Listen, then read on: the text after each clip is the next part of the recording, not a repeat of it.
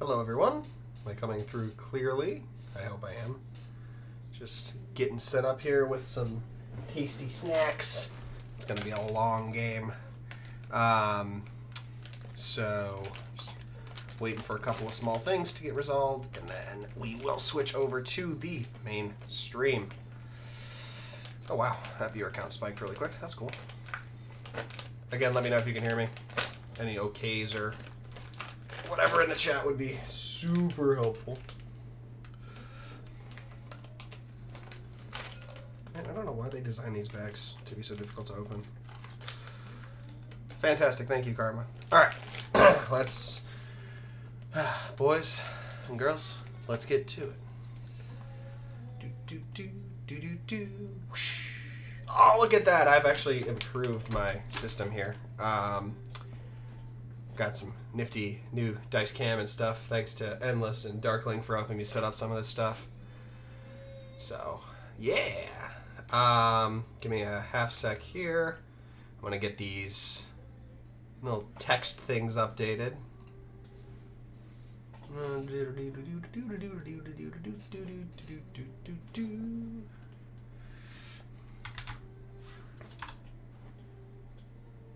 It's kind of hard to read, but it is what it is.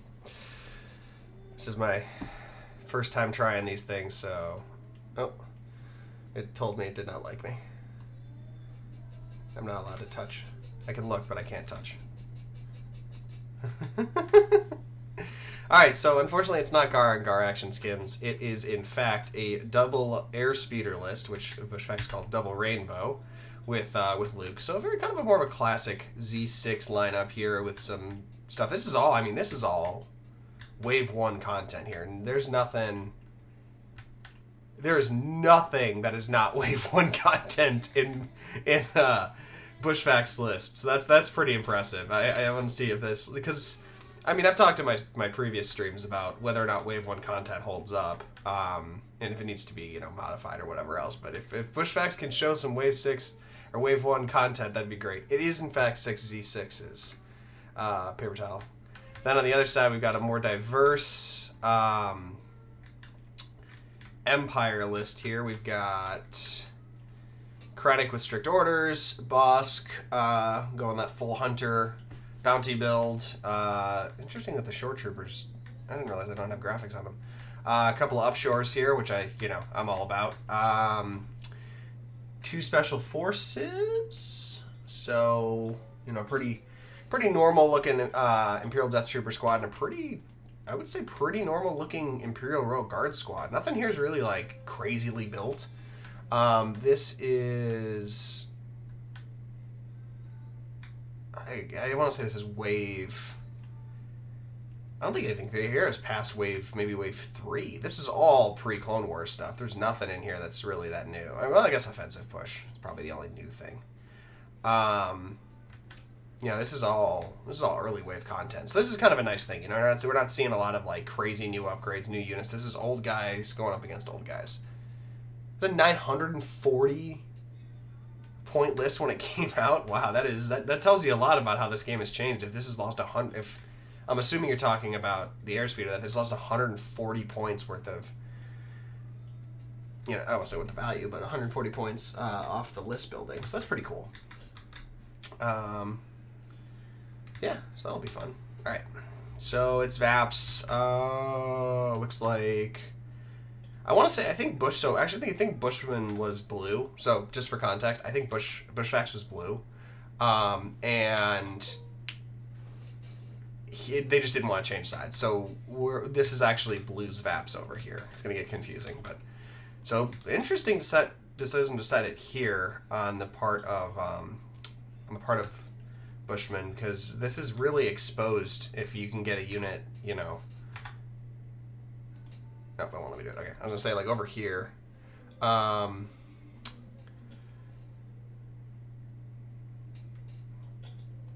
right.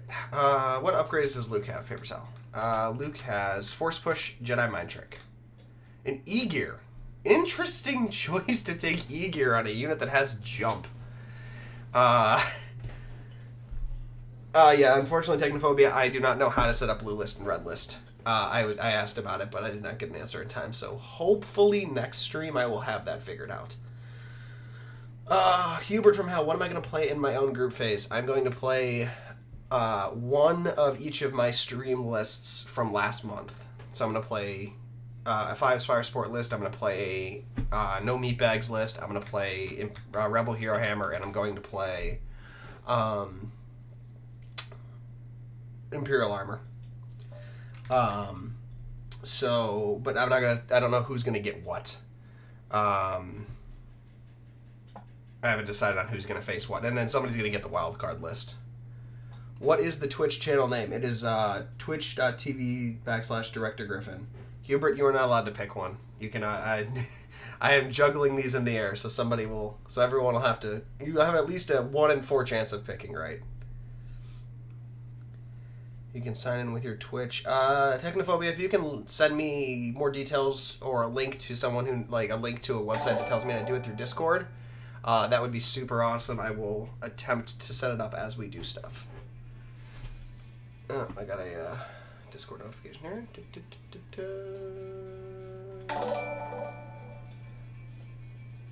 Okay, that's not important right now. Thank you for following, guys. I appreciate you. I'm going to try to stream a lot of these games, if I can, and make things better. I'm always looking, not only in Legion, but in most things, I'm always looking to improve and get better. So, it would be nice to have some better looking stuff. I'd like to clean up this objective deployment condition situation up here. I think the dice came out nicely, and I think the sponsor reel is working as it should. So, all in all, I'm feeling pretty good about this. So, anyway, I mean, both of them have basically deployed their VAPs in almost mirrored positions. Oh man, what is this going to come down to? I mean, these are both kind of, I want to say,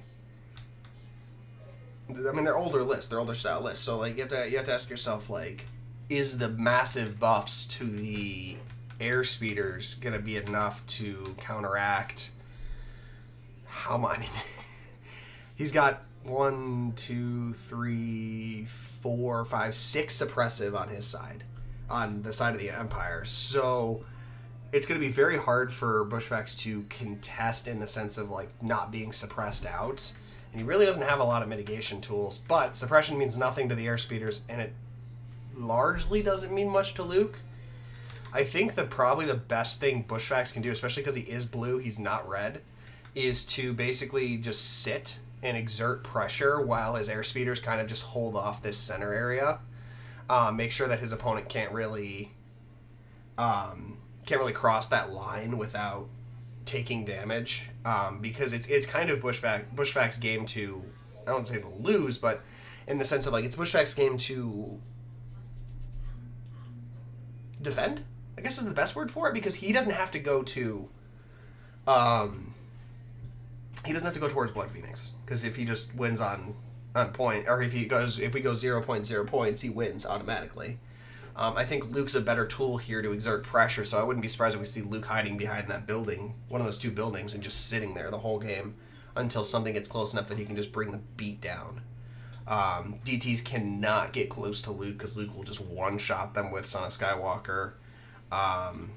So he's really just going to have to get real fancy. The other thing, too, that he could do is have Luke run up the, I guess we call the north part of this map. Have him go, like, up here and then jump and hide behind this guard tower as well, if he wants to get real spicy with his attack. But I don't know if that's the best option. I think Luke can literally just sit as a linebacker in this game and be fine, because he can just rotate his rebel troopers so that they don't get panicked off the table, hide them. There's 3 big line of sight blockers here, right? He can hide rebel troopers behind this, he can hide rebel troopers behind this, he can hide rebel troopers behind this. Getting them to panic off the table will not be easy, especially if Luke is giving his courage buff. Because he's going to have to get at least 6 suppression on something, and it's going to have to stick And unfortunately, he doesn't have a command slot, so there's no strict orders or anything. But again, he's got the airspeeders that just don't care. The big thing is going to be if an airspeeder gets dropped. I know that they've gone down a lot in points, but if Bushfacts gets too aggressive with those airspeeders and they get killed, he's going to have to then... The positions will be flipped. He'll have to go charging into BloodPhoenix's units, which is not an ideal situation. It's also worth noting, he is down 1 activation, so BloodPhoenix does have an early activation advantage. I just realized neither of them took snipers. So I think we're also seeing kind of a casualty of... Well, I've talked about a little bit before, that GCW snipers are just not that popular right now because they're so bad against the Clone War snipers. They just feel really bad. So I think they didn't know what each other was going to play, obviously. I think maybe both of them were assuming that the other might take a Clone Wars faction and didn't take a sniper as a result. So very, very interesting setup here. I think the odds of Boss getting his bounty are relatively low, but we'll see. There's a lot of suppression in this split list, and there's 4 of the 6 are range 4 suppressions. It's big. I just think the one thing Bushman needs to not do is sacrifice an airspeeder. He needs to make sure that he can hold everything in reserve, basically. This is a game of strategic reserves for Bushman. He does not need to present any targets to the superior range of his opponent. The IRG are a nice counterpick to Luke, in a sense. Like, I could see the IRG going in, but Luke's got push. He's not going to get pinned down by that, so it's going to take a concerted effort to make that happen.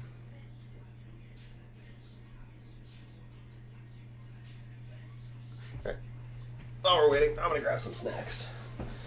I got a block of cheese, some crackers, and some pepperoni. I'm making some little mini pizzas, some cold mini pizzas. I love these things.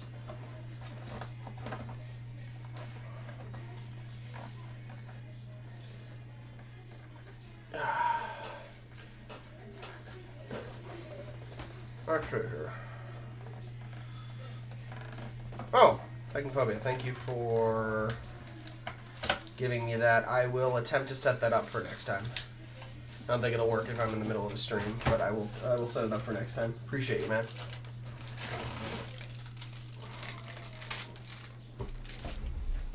It's looking kind of burnt.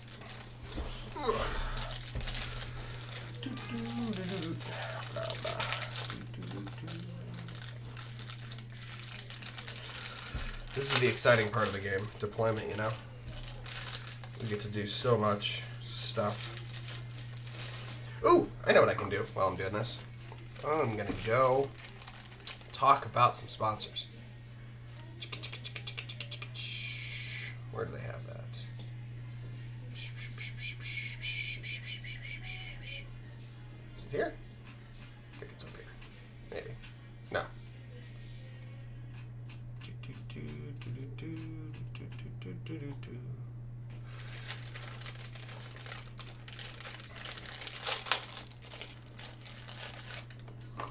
There we go. Perfect. Oh, all right. What is happening? Oh, this is the scout move from... Wow. Those mortars are getting really, really ballsy. It looks... That's bait. I feel like that's bait. In a sense, like... You really don't want to... These T-47s can pick off a mortar, not relatively easily, but they can. I mean, there's a lot here that could get real dangerous. Ooh, okay, that Luke position's interesting. I like it, don't get me wrong. I think Luke should actually be going towards the middle building, because he can sit on top of this building here, which then doesn't stop his other guys from hanging out back here. Or have gone for that upper swing. Because he could also, if he really wanted to get spicy, he could have Luke charge up the right, like up the north, and go, like, threaten a back vap. But at that point, you know, he would lose his command bubble, and I don't know if that's worth it against a heavy suppression list. Turtle life? Yes, that's what he should be doing. He should be turtling. He should be turtling hard. I just don't think that having Luke on that edge is the correct thing to do. Is there a lot? Oh, this one has ambient lighting. That is really cool. I didn't realize that until I saw him put Luke down. Look at that face. It's beautifully rendered. It's not potato-y at all. No dog faces here. It looks so good. Like, this Imperial gun line just looks so good and thematic. Like, they're all just, like, locked down, protecting their... If this was actually blue, I would be like, this is super cool and thematic. Like, they're all locking down, protecting their VAPs. But because they have to go after the rebels here, it doesn't feel as good. It does not feel as good. No, Bushfacts is not blue. Their positions are, in fact, reversed. That's just the unfortunate thing. Yeah, Bushfacts is blue. So the Imperials need to bring the fight to him. This is definitely, if it was actually as the table looks, Bushman would have a very, oh man, he's taking the bait. Bushman would have a very rough time. He doesn't have to do anything. Bushfacts doesn't have to do anything. Bushfacts just has to not lose any models. If he was in the position where he had to go after BloodPhoenix's models, it would be much more dangerous. But he's going to fly right into those E-webs. I don't like that. I think he should use his speeders as zoning tools in the middle. Have Luke sit as a linebacker. That just does not feel good to me. I think that he needs to chill out. I mean, maybe he's gonna pivot and go that way. He might be baiting him out. I don't know. But if he takes that bait and goes after those mortars, I think that's a mistake. I know. Isvoticus, they have several units for search crate, and it's just he's gonna have the entire army shooting at his speeders. They're not that. I mean, they're good, but they're not that good. They're still somewhat weak on defense, especially against like mass quantities of firing units. I don't think that. Okay, that DT position is really bad, in my opinion. He's going to get slowed down if he tries to get off that thing. Okay, I gotta check this really quick. Okay. I need to check this really quick. Maybe I'm wrong. This just does not seem like... Okay, yeah. So, okay, Rebs are blue. Okay. No, I don't see why Bushman's getting aggressive here. There is no... Okay, well, now he's putting the other speeder back there. Maybe this was a trick. Maybe he's tricking his opponent. He's just going to pivot away. There's no reason to present your army right now. Score your VAPs, hide your models. Yeah, unfortunately, there's... I'm going to have to keep saying that, I guess. I don't think that speeder going in is at all the correct play. I'll be the first to say, if and only if Bushman intends to play for true, like with a victory in mind. If it was me on VAPs, I'd be going in just because I like to fight. I like to scrap, and I don't like games where you don't interact or anything like that. So maybe he just wants to play the game. The other thing they didn't want to flip the table. Is I guess they just kind of played it. The other thing too that I guess the speeder could do is maybe it's close enough that I could move, shoot, move, and just hope that it does some early damage and avoid. But it's still going to take that range 4 suppressive shot to the butt. I guess. I don't know. Oh, I'm looking in chat and people are saying the same things. That's hilarious. But at the same time, if he takes the shot to the butt, though, like, then the mortars aren't moving forward, so maybe that's fine. But I'm just really worried about Bosk. Like, if he takes Bosk, hit from Bosk, like Bosk has one of the, I think he has the largest threat range of a trooper unit in the game. Like, natively. Obviously, with, like, Take That Clankers, there's a bunch of units that have similar threat ranges, but if I remember correctly, when I did the math, like, Bosk has, because he's speed 2 and he's range 4, he's got one of the largest base threat ranges in the game. Like, DTs can get the same threat range because of their, with their upgrades and stuff, but, like, it's pretty insane. I think the largest threat range in the game does either come from the airspeeder or the saber, or the, I think because you can extend the threat range of the saber through beam or something like that. It was weird. There's some like really weird threats.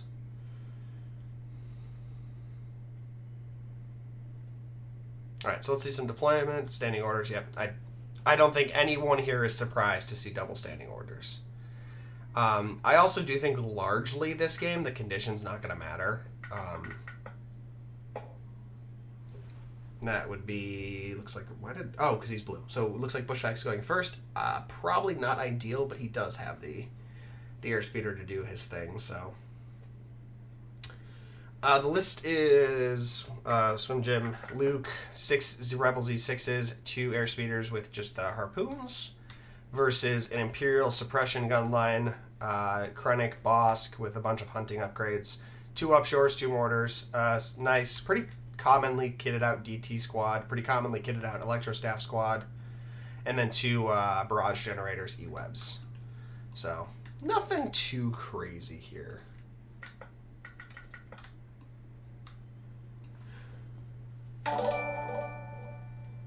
Thank you. Oh, hey, Matt.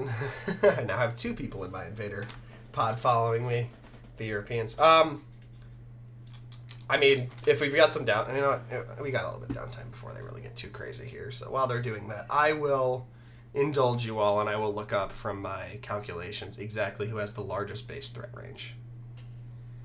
I believe it's in my radial plots. I have a huge Excel spreadsheet full of cool things that you're not allowed to see. Because they're mine. They're my calculations. Okay. Those are the things I usually show on streams. I usually pull them off of my stuff. Okay, movement versus range. Threat ranges. No, the longest threat range base in the game is the T-47. Then it's a Bark, Strike Team Snipers, Speeder Bikes, and then the Saber. But I think if you extend the range of the Saber, it's probably close, if not better, than the T-47. So if you give it range 4. Yeah. Yep. All right, so Bushfacts is setting up his range 3 shot, just getting on the very edge of it. Yeah, I think we're right. I think he's just going to shoot. He's going to kite away. Yeah, they don't have reposition, do they? No, they don't. Okay, so this turn's going to be a little bit rough. It's so nice not to have to go back, though, and like, look at the dice pool now. That's going to be super nice. I like this dice cam. I might use this in my actual games, too. All right. Woo! Big money. He's got it all. 6 of 6, baby. Big money, big money, big money.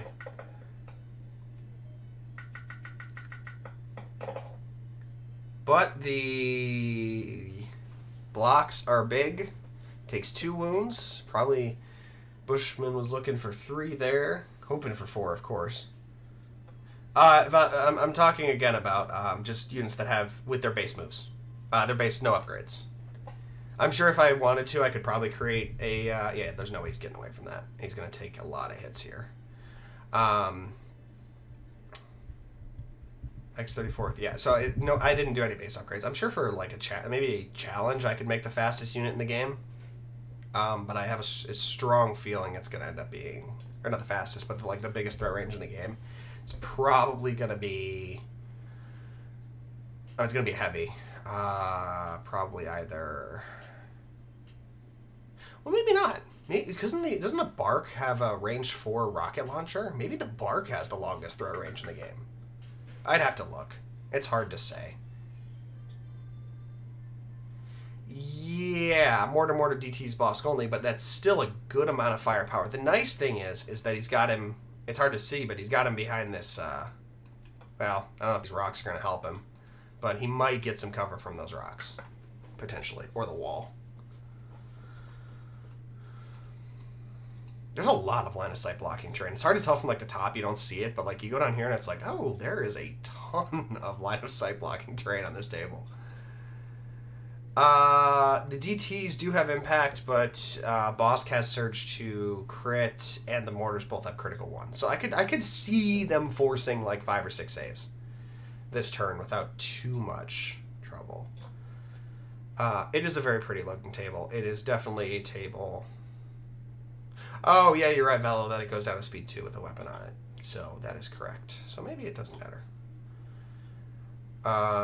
Floor, if I don't have that enabled, I just learned how. I was just informed on how to do that. I wish I could tell you. Oh, you're the worst. You're just the worst. Bushman's got to remember he's got to make the stack. Yeah, they don't stack. He's got to make a new pile. They're weird like that. I will send you the same link that was sent to me. Yeah, sorry. I probably should have said Zodiac that Krennic moved and repaired the VAP. Looks like. He's gonna do pretty much nothing else this game. Oh, man. This is a great moment, by the way, to introduce my one of my personal gripes. And if you've ever played me on actual IRL tables, you'll know that I custom made comms units for my upshores because this guy does not have the right gun. He has an E11 versus the E22s that the rest have, and it bugs me. So I know all of my short troopers have that kneeling guy has the comms backpack. Zodiac, the rolls are reversed. Yep. Thank you, paper towel. I know things are backwards. Things are confusing. I apologize. I wish I could magically make it work, but I can't. What on earth are they measuring?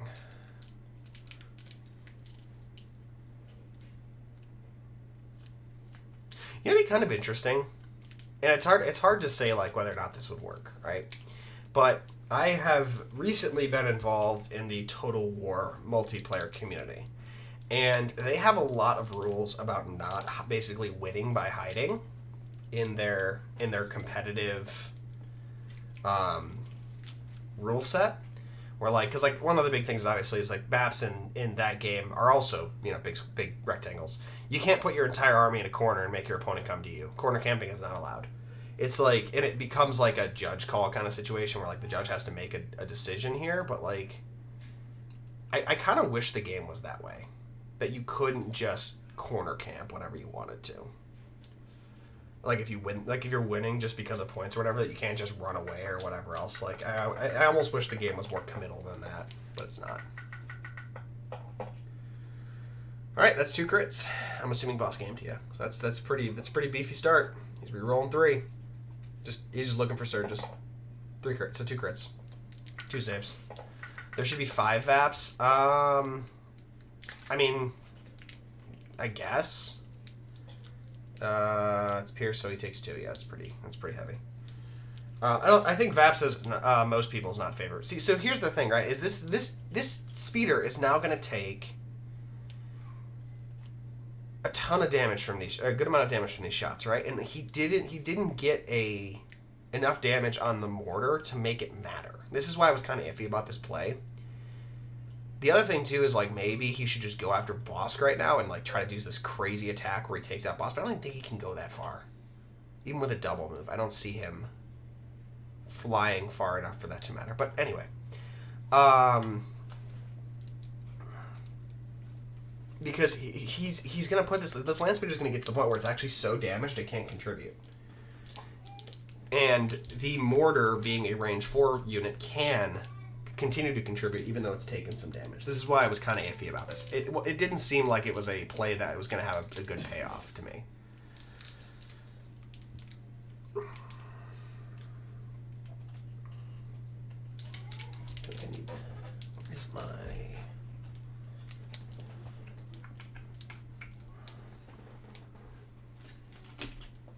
Yeah. Because the way I see it is he's going to take at least 3 more saves. At least. More likely he's going to take 4 more saves. I mean, yeah, but the thing is, the speeder is, again, it's a range 3 gun, so all what's his name had to do with standby, basically, with all of his units. I don't think it would have made a difference. I think if he had taken it out, it would have been a good play, but the numbers just didn't make sense. He was not likely to push. He only caps out at 6 saves, right? He wasn't on a red save unit likely to kill it. It was a very risky play, and I don't think the payoff was worth it.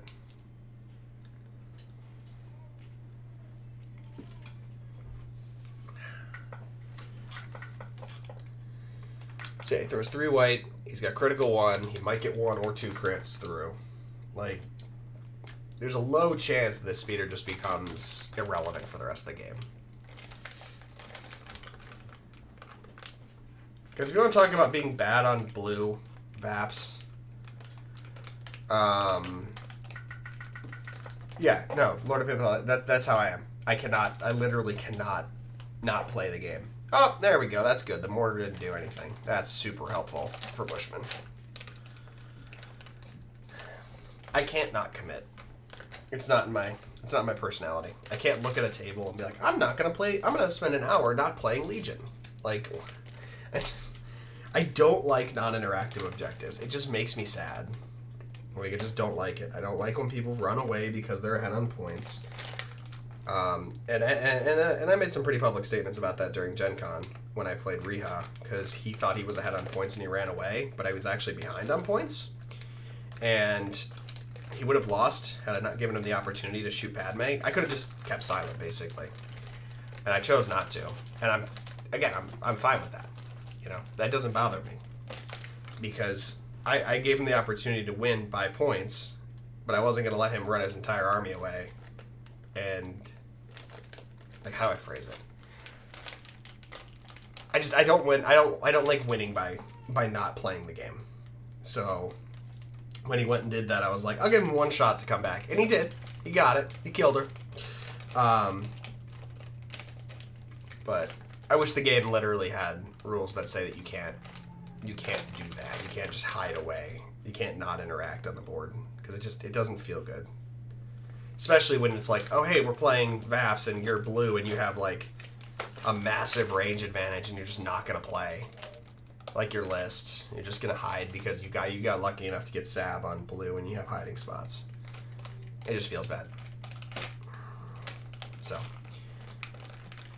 luckily Invader League incentivizes winning by VP and not just 0-0 MLV. You are correct. That is part of what I do like about Invader League. That you actually have to, that I don't say you have to, because if you just go 5-0, it really doesn't matter too much. But that winning by playing is more valuable than winning by not playing. I think we're going to see a fair amount of, especially once we get to single limbs, we're going to see a fair amount of double AAT lists that win without playing, in a sense.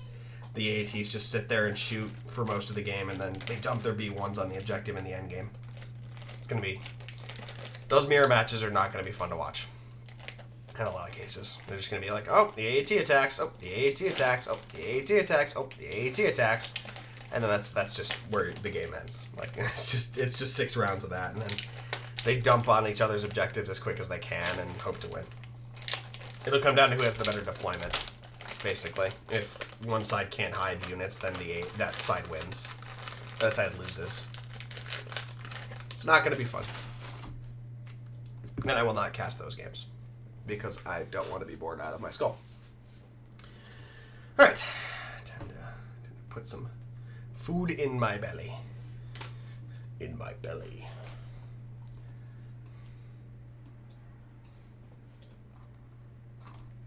If you guys have questions for me or whatever else, let me know. This is going to be a very uninteresting turn, unfortunately. I do think that Krennic probably should sit where he is, and the upshores behind him shouldn't even waste their time doing anything. They should just move out. They don't need to score the objective right now. Aim shoot onto the speeder.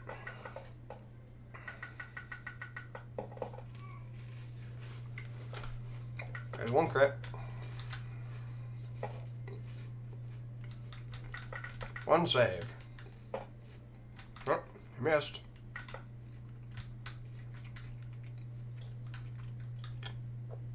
That's 3 out of 7. If he gets lucky, maybe he can, what do you call it?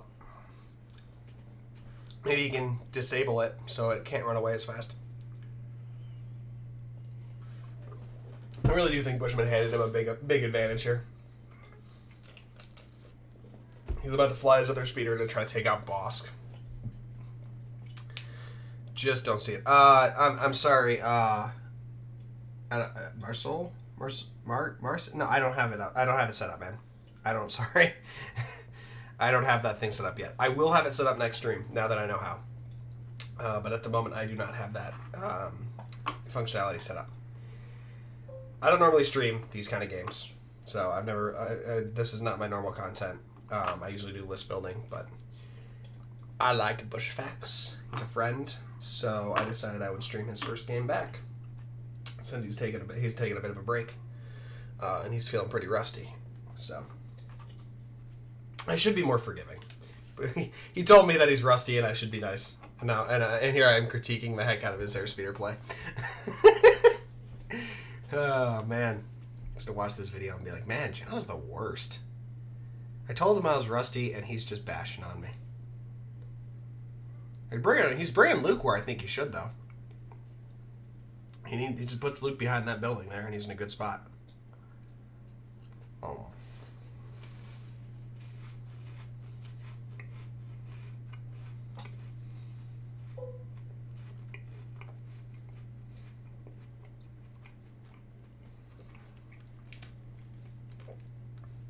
We can see everything's moving up, which we kind of expected.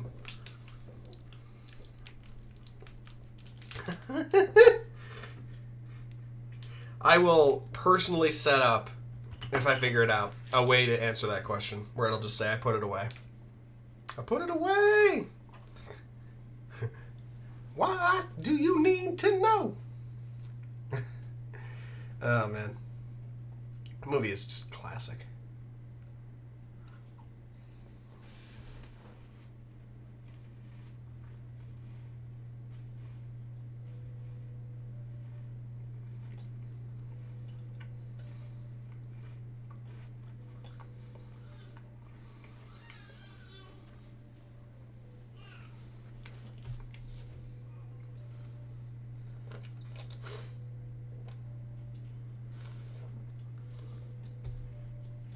I think one of the strengths of that movie too is that it's like, it's not timeless in a sense, but I don't think it had really any modern pop culture references, and this is something that I talked a little bit about before, like, not on the stream, but I've talked to people about, I don't think Shore should have done that, but that's fine. The fact that, like, if you were to watch Deadpool in like 10 years, it's not going to make any sense. A lot of people barely even knew who Mama June was when he made that reference. Like, if your movie's based on pop culture references, it ages very poorly. But like Incredibles doesn't really have a lot of pop culture references. It's obviously referencing, the golden and the silver age of comics, but that's not. I think those would slow you down.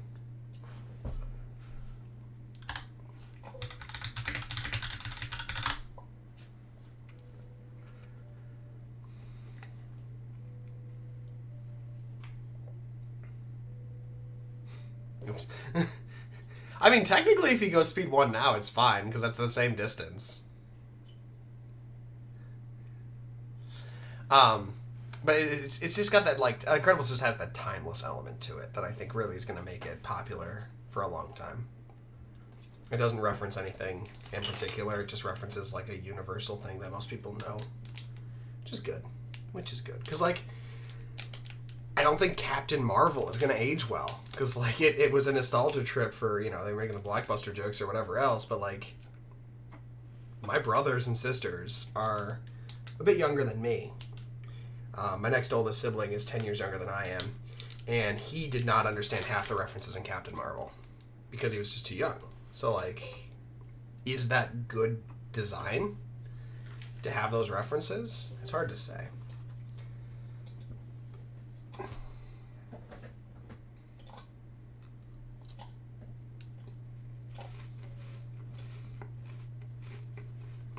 I'm just filling up dead space with my rants about movies.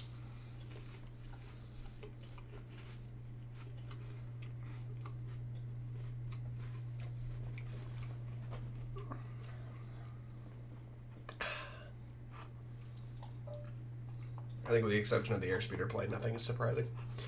I actually don't... Oh, wait, no, I was going to say. I thought he had the T-21B. I'm like, I actually think you should shoot with the T-21B. Then I realized he doesn't have it. I will look into that later, Bella. I'm interested. I like how... I'm interested. I'm considering it. I agree to participate.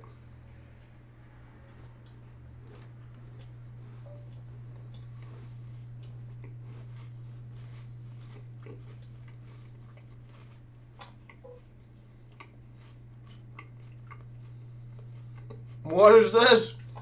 What is he doing? There is no compelling reason to have your rebels get ballsy. Ladies and gentlemen, I think Bushfacts is intending to play the game. He is not hiding. He is coming out.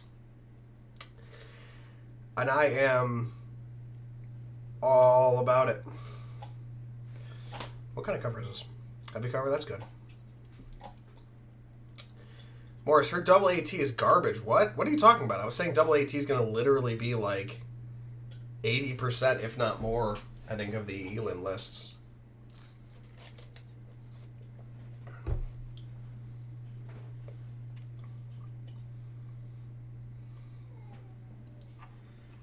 It's just so good. And I say so good, again, it's a win without playing list, which is disappointing. But maybe it'll be like Tawns in their heyday and people won't play it because they don't want to be that guy who played that list. We'll see, I guess.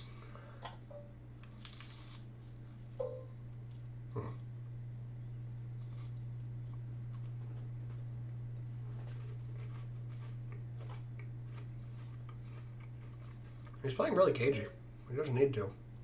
The DTs don't need to score that objective. They would be wasting their time if they did. What? Why? He's not even in range to go shoot something else next turn.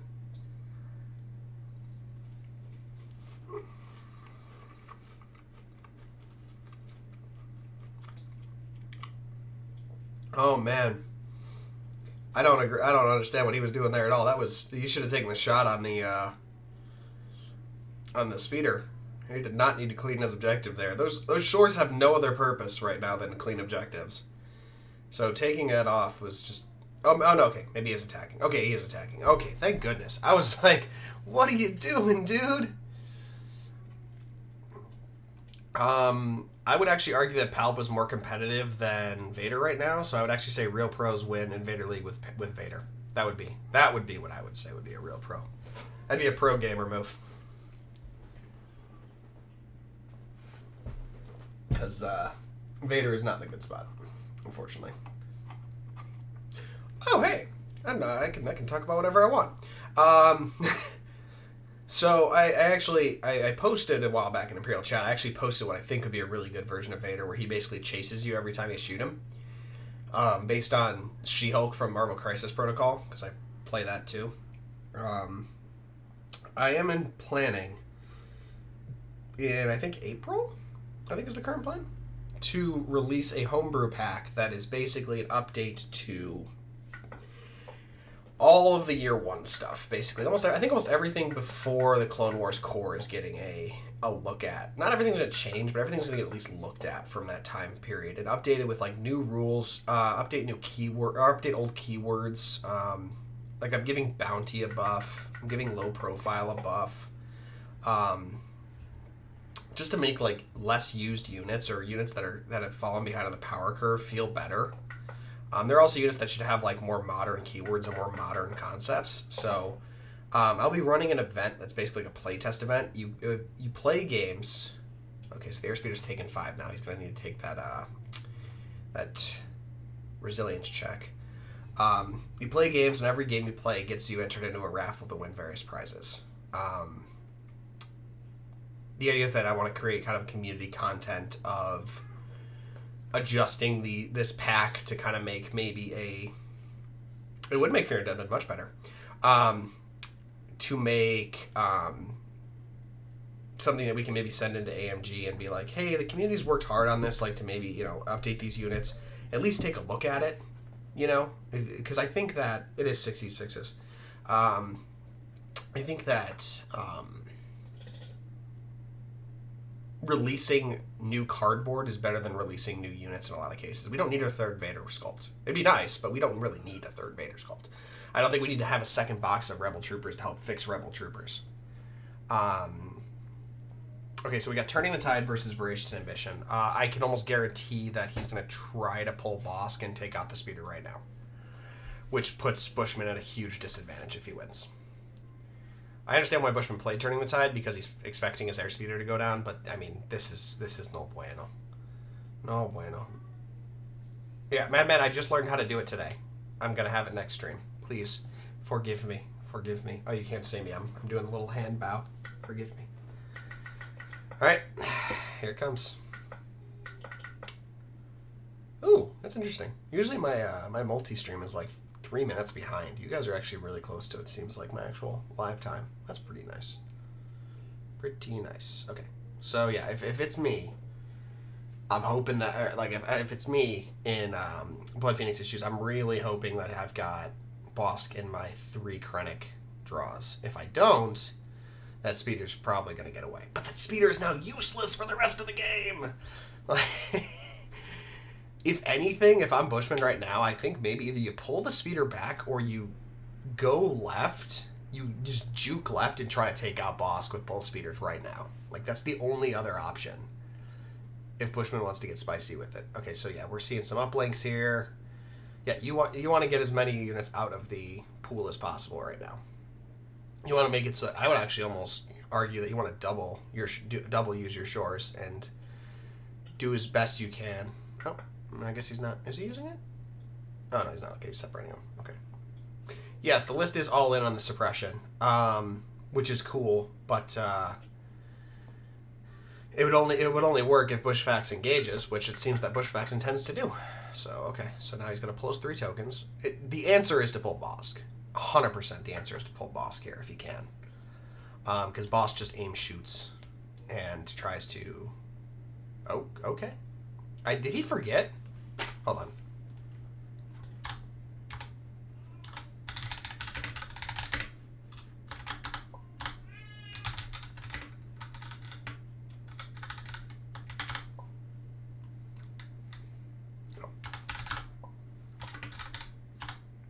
He's hiding it over in his hand. I was like, where is his pool of stuff? Okay, so he's doing the E-Web. He's going to go for the... Oh, man. I guess he didn't pull Bosk.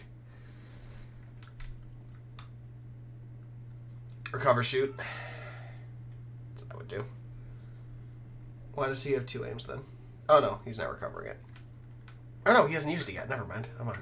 Here I'm sitting like, yeah. No, the E-Web's probably going to kill it. Okay, so E-Web's got to probably force 3 saves. Yeah, Bushman's already got his 3 saves ready. Ooh. Oh, well, that doesn't really matter. I guess I'm assuming it has cover? Probably. I'm guessing. Yeah, it's got cover. I mean, it's got armor, so it really doesn't matter. But he's trying to get crits. Oh, only 1 save, so Bushman's going to... Oh, he's got 2 aims. No impact in the pool, no. It's just surge to crit. So he's got to hope to double convert here. Nope. Bushman's got to fail both of his saves. That's basically where it is. Now, I mean, he's got decent odds. Oh, nope. It's alive with 1 wound. He's got 1 wound on that guy. I didn't even see. What did it roll in resilience?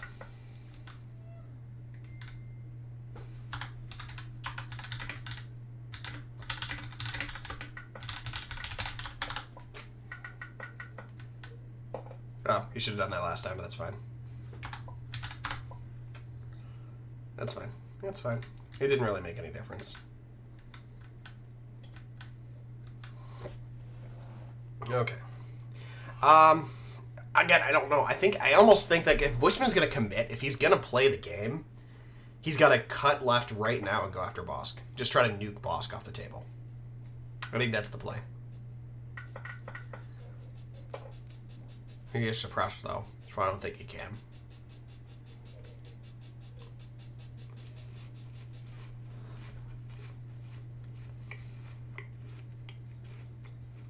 I think he just double move.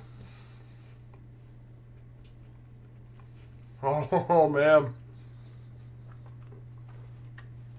Neither airspeeder has wedge. Bushman didn't take him. I don't know if he just didn't know that wedge is amazing now. But he did not take him.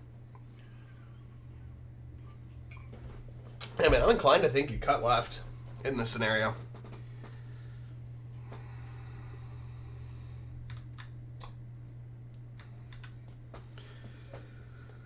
Bosk is going to still be able to finish him off. No, I think you turn and see if you can shoot.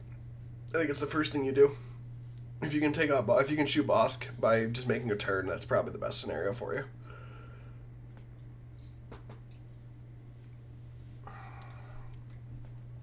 Okay, so he's taking a normal move. He's going to go as far as he can without displacing, essentially. Yeah, I know. I don't think he knew. Bushman was very clear to me that he is feeling very rusty right now, and he did not want me to make fun of him for being rusty. That would almost certainly displace.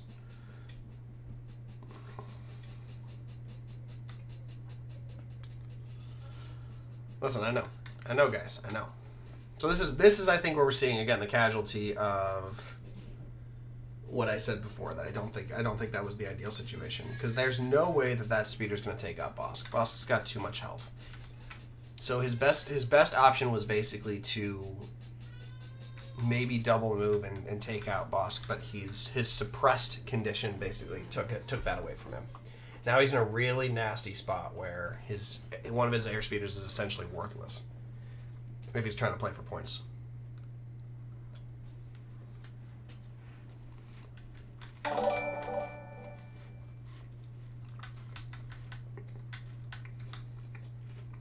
Oh, there's Bosk. He had Bosk in hand. He pulled it out of his hand. Why did he not go first with Bosk?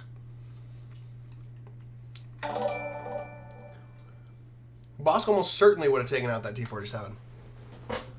I'm really surprised he didn't go first with Bosk. I guess, because I guess Bosk does have other things to do now. I just don't see it.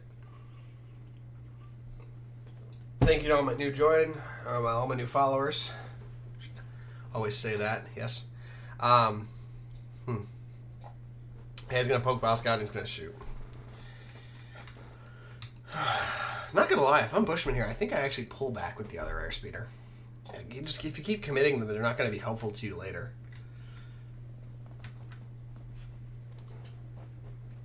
In my mind. Where did there it is. Oh, I see we're having some collision issues here.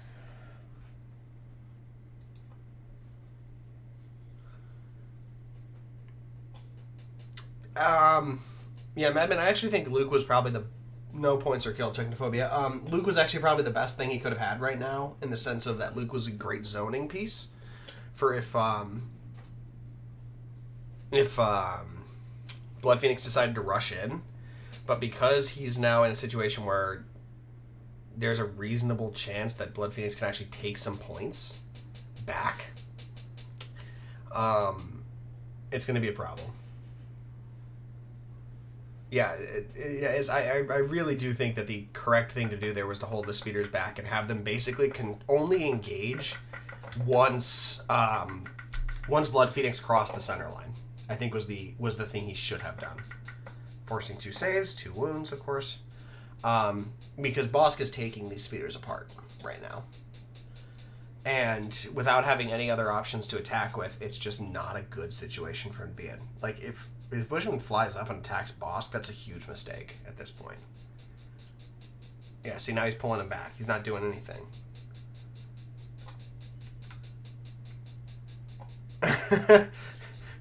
That's basically what I'm thinking. Is why are you going in, man? Don't do that. Don't do that. It's dangerous. It's too dangerous. Like, he's got to pull Yellow Squad back next. He really should not be playing this fight. Just move him again and stick him on top of that landing platform or whatever. They're not going to contribute for the next 2 turns. And I think trying to get them to contribute is a mistake.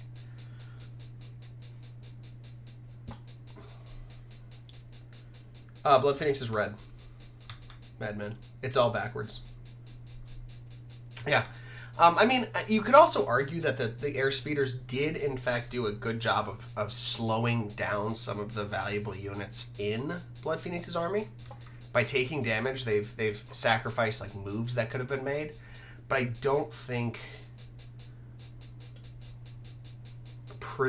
committing them early was the right choice. That would have been a much better play if he had done it like turn 3 or turn 4, when his army could have maybe supported it. But at this point now, he's sitting on a speeder that's basically worthless to him because he can't afford to lose the points. That said, maybe Luka Duke goes deep and tries to do something. I don't know.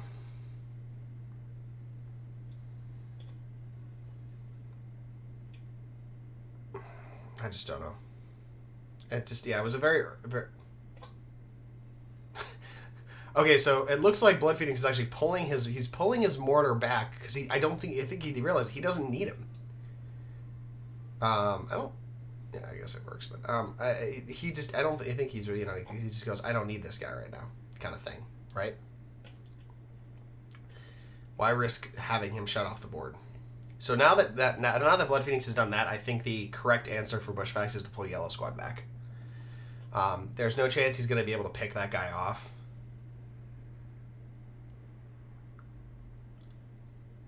It's just not worth it.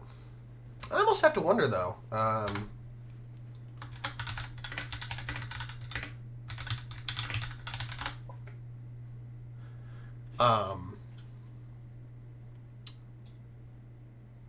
almost wonder, because his speeder was here. Maybe he could have cut in like that, shot, and pulled back out again? I don't know. That probably still would have been super risky, but he's already burned Voracious Ambitions. But I guess you probably don't want to run the risk of having him get double tapped with like Reptilian Rampage or something like that. So I don't know, guys. I don't know. He's bringing his guys up. He's hiding them behind these rocks, but I don't know if bringing them up's the right answer here. You can still hide them behind the rocks and have them farther back so they can't get shot, just due to range.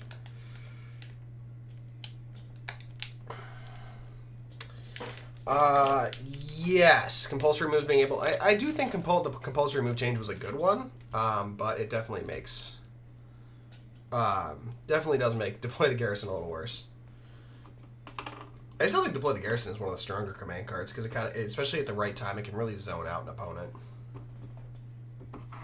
Prevent them from taking, like, good actions.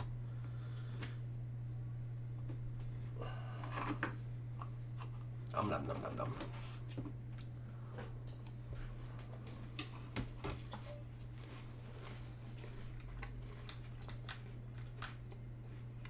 No, you have to go pretty far out to see one of those light blue guys.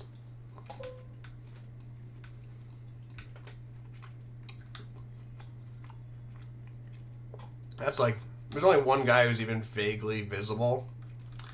Again, all Bushfacts has to do is make sure one guy doesn't die. Right? As long as the unit leaders are alive, he doesn't care. Hiding 2 unit leaders back here, super easy. Barely an inconvenience. Yes, I love that that YouTube thing. That's always hilarious to me. I love that guy. It's funny. Oh, man, what an exciting game.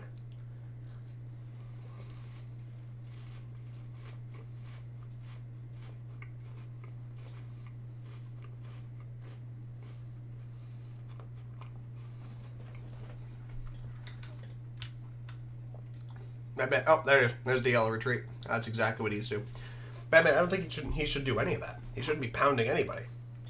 Until he's down on points, Bushman does not need to engage. It would have been a very different game if that airspeeder had gone down. Very different game. Because it's still alive, Bushman really doesn't have to do anything. And I think he's realizing that now. I think he's realized his airspeeder gambit has failed, And now he's hiding his guys, and he's just like, I'm just going to win this game. I'm going to try to win this game by hiding. That said, I think that it's going to be difficult for him to do that now because he doesn't have the support of the airspeeders to help him slow down units.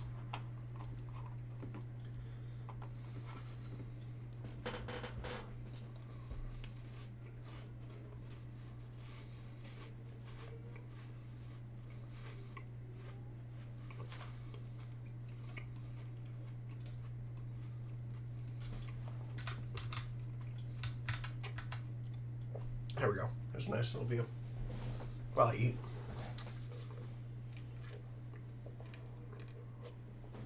You guys are lucky. Normally I'd be sleeping right now because I'd be getting ready for work. Usually I sleep before work. Just do the baby and everything. But things worked out real good.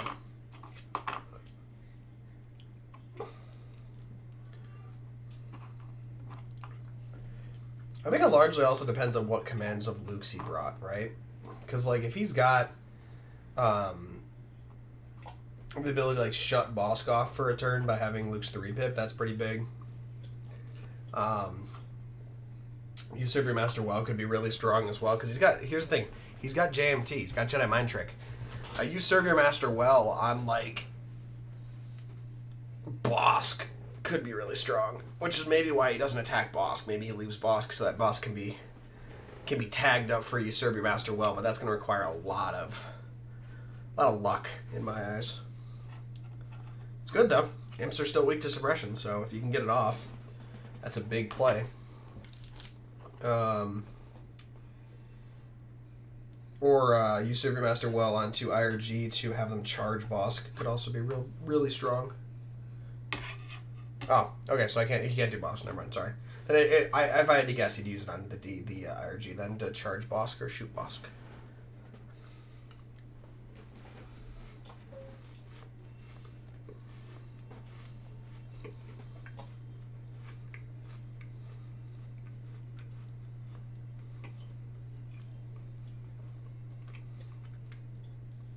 You see, folks, I'm rusty too. That's why the Europeans are going to wreck me in my pod. I'm going to be making decisions based on old knowledge. They're going to be like, oh, you can't do that. I'm going to be like, whoa, whoa, whoa, whoa. Hold up. Or that would be. That will be sad.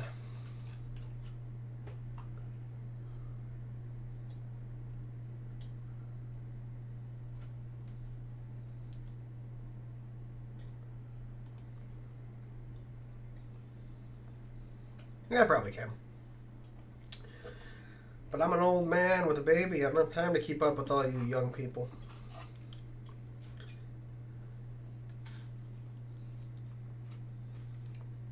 Technophobia, you frighten me. You put me through one of the most harrowing games I ever had to play. So don't say you bring in some nonsense.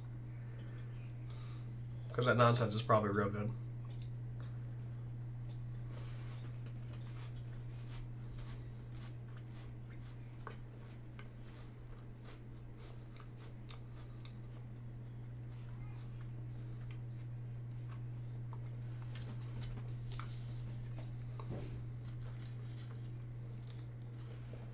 Dude, you want to talk about playing weird stuff? I threw a list at Garn that ended up being has been duplicated a little bit. It was triple Wookiees, triple Tawns. I basically ran and fleets. I ran a WoW list that was just all short range stuff. He did not know how to deal with it. Like it was so weird. That was pretty crazy. It was really nice to see. I think it was somebody else was playing a list in Invader recently, and I was like, oh, that's cool. Yep. Luke's going exactly where I expected him to. I don't think anyone is surprised.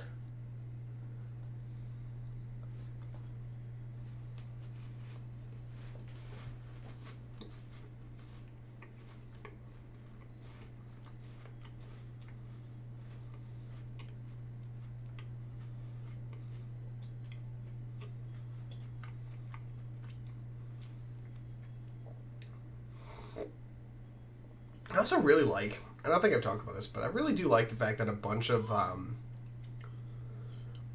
places are having like their own legions now. So like we've seen the 99th Legion, we've seen the 82nd Legion. I helped found the 312th Legion out of Chicago. I really hope we'll see more local legions get started. I think that's really a cool thing to have. You know, oh, I live in this area, I'm part of X Legion or Y Legion. I think that's a really cool cool thing to be as a player, to be part of something like that.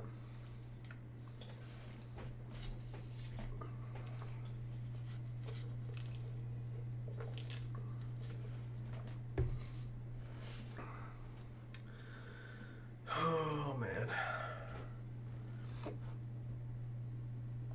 So, what do we think we see next turn? I'm feeling...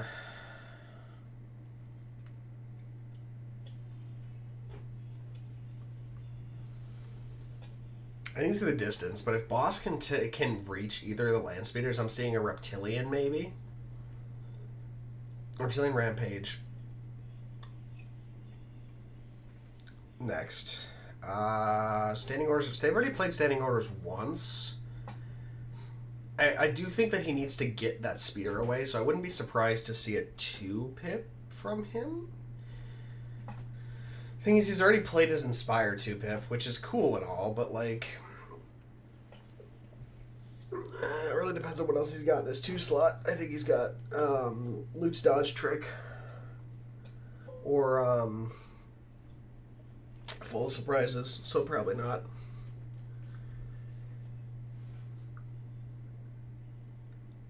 Maybe... again, it depends on what he took. I don't know what his cards are. He either plays standing orders... he's going to need to give it an order, period.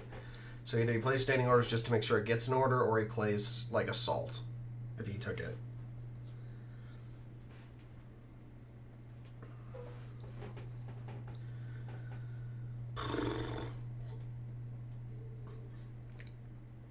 Yeah, he's doing some maths here, seeing what his options are. Yeah, standing orders or Return of the Jedi, without a doubt. And it also helps. Return of the Jedi is probably the best choice because it also gives Luke a dodge in case Luke has to get kind of ballsy next turn, which I don't think it's the turn he gets ballsy. I think he gets ballsy on turn 4, based on the current positions. But we will see. We will see.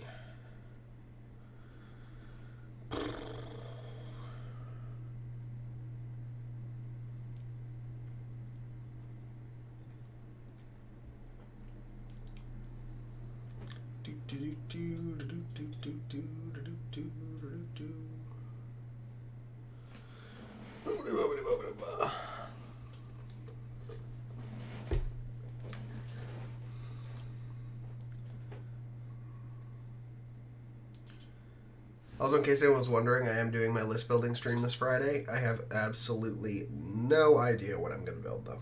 So, haven't decided on that one yet. I was going to put up a poll maybe today on Facebook or Discord to get an idea of what people want to see. Something interesting.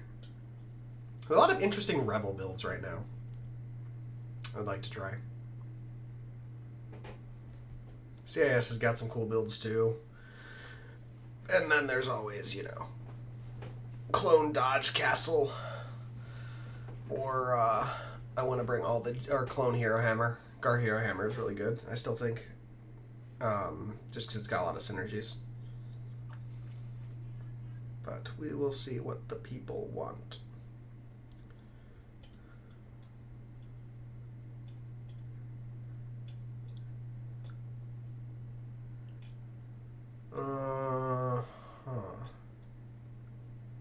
I'm not sure what... yeah, I'll say purple just needs to come on up, hang out, put your guys behind cover. They don't need to do anything. Oh, man, let me be clear, Pickle Monk, that clone builds are boring if they're Rex builds to me. I'm just like, what heroes do you build in Gar Hero Hammer? Because I'm a nonsense gimmick player. I'd bring Anakin, Obi, Padme R2 with 3PO to do a ton of exemplar shenanigans. 100%. Madman, I think the problem is with the T-Series and in the list building was that we kind of weren't sure if it was going to have, what keywords it was going to have, and Bolster and Direct are just insane. I've ranted enough about how much I hate Direct as a keyword, so I'm not going to get into it again, but yeah, I hate Direct as a keyword. Not just in Sis, but also in Gar. I would have really liked to see the other side of Entourage. I'm just going to repeat what I usually say. I would like to see more things that let you list build differently. I also think it would be cool if the Clone Commander took away one of your core slots.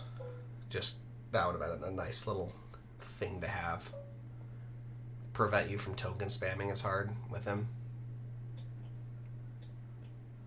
But it is what it is. At least it doesn't have reliable. That would have been really bad. Because I had theorized that maybe it was going to be the droid and him were going to come out with, like, reliable 1. And that would have just been absurd.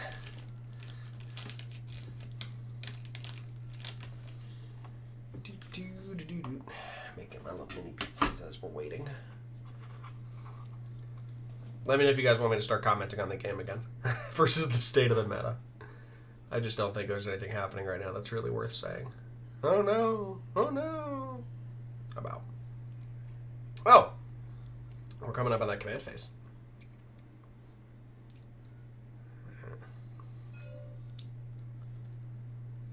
What is he measuring?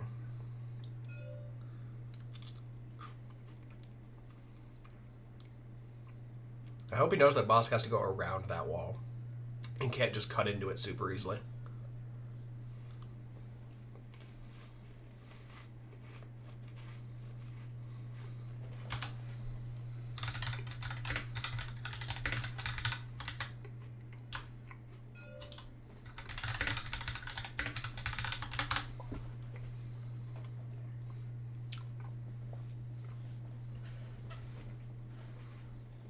I don't know what they're talking about.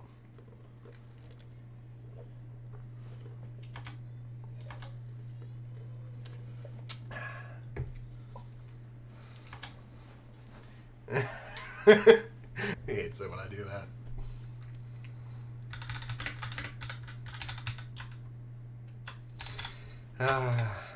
Never mind. I can't use my Wasite Arend brogue.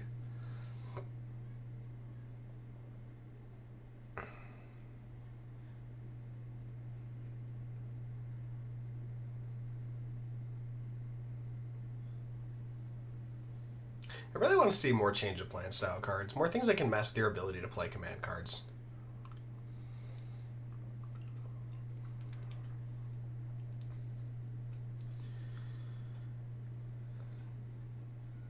I want to see more of that.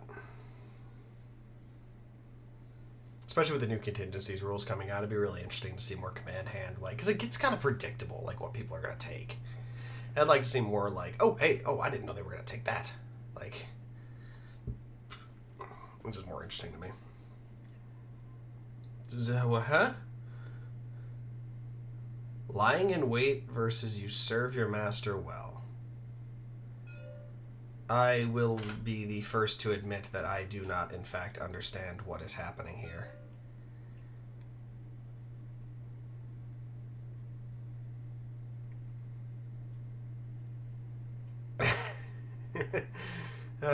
Madman, I enjoy you making fun of my stuff, of my way of talking. It makes me laugh. Alright, so on YouTube, I'm new to Legion, I haven't played it. How does the command phase work? If I play Empire, and Vader is my commander, and I play 2-unit movement, what does that mean? Vader can only move? So when you play a command card, it says right here what units you can order. So in this case, he can only order Luke Skywalker, and in the case of... Oh, there it is. Of Lying in Wait, only Boss gets an order. Some cards will say other things. Like, for example, Turning the Tide says you can order up to 2 support or heavy units. So those are the units that get face-up orders. And then the cards have various other effects, but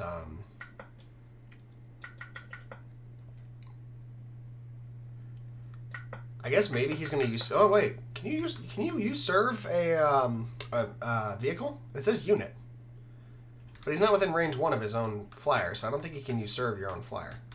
Anyway, it's trooper unit. Oh, there it is, trooper unit. I can't read. Thanks, Madman. I can't read. Anyway, back to the YouTube question. Audie, standing orders, though, you can issue in one order to any unit, basically. So when you play like Vader's 2-pip, I think, you're talking about probably new ways to motivate them. He can issue orders to any 2 trooper units, anyone who basically isn't a vehicle.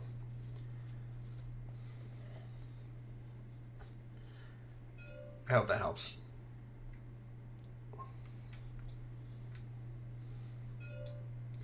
If you haven't played, I highly recommend you get on the Discord server if you haven't already, and ask to play a learning game. There's tons of people who will help you, teach you the game. The community is very, very pro new player.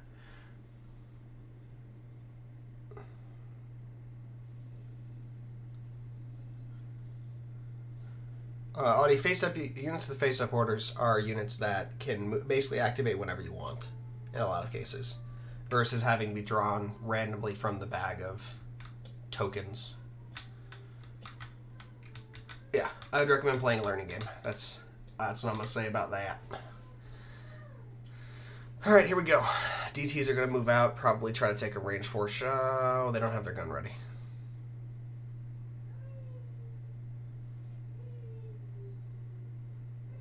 Skins, that was a YouTube question. They can't see what you said. Sorry. I have a multi-stream. I don't think the multi-stream works on your guys' end. So I don't think you can see what each other says. It'd be cool. Oh, wait. No, never mind. I don't have the chat bot up. I should have set the chat bot up. That would have been helpful. And then you guys could have conversations across YouTube and Twitch. Think about that later. Maybe I'll set it up on the right side or something. My YouTube stream link is... I don't have it on my own YouTube. It's the Team Relentless one. So if you're following Team Relentless, just go there.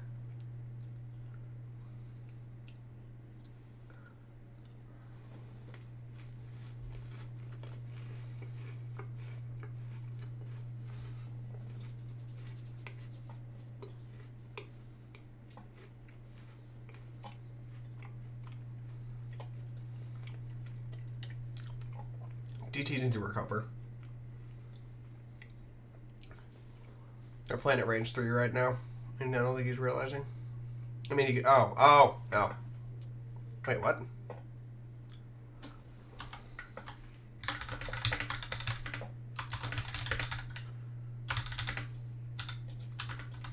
Did he make it to range 3?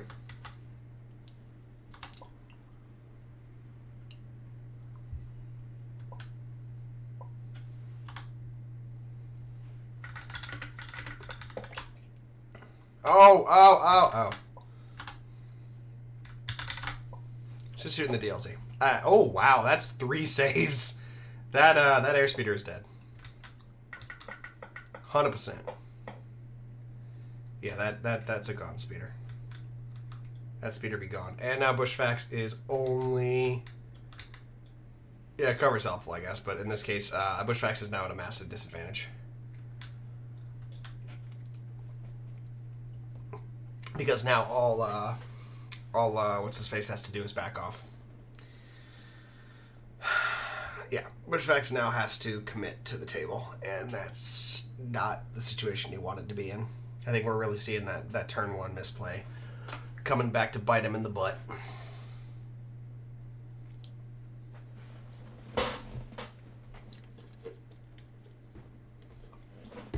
But now the game gets interesting. What's my upload to support multi-streaming on both platforms? I have Streamlabs OBS Pro. So I have a multi-stream chat that I can see. Unfortunately, if I go to Twitch to type anything in, the multi-stream chat disappears, which is kind of not awesome.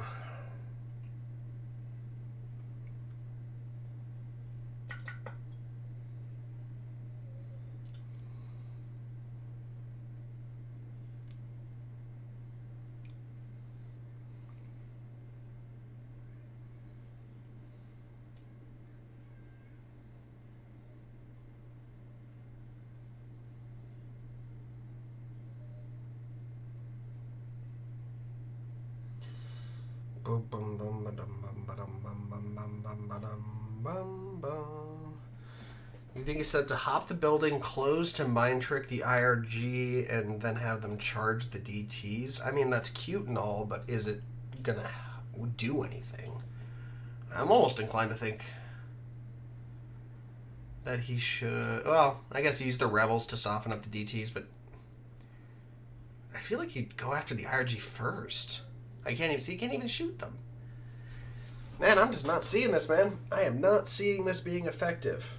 Like, if he's going to do that with Luke, he needs to go before the IRG go. Simple as that. He's got to put Luke in a position where Boss can't just quintuple crit him. Forces the IRG in the open, which lets you get more shots in. Yes, but also no. I think if he goes, if he goes straight laterally, he should be able to get the DTs in range. I don't know what his plan is right now. Oh, man. This is not a good situation for Bushman to be in, my friends. He's delaying activations. Why? Why are you delaying activations, Bushfacts? You don't want to. It's not the time or the place for that.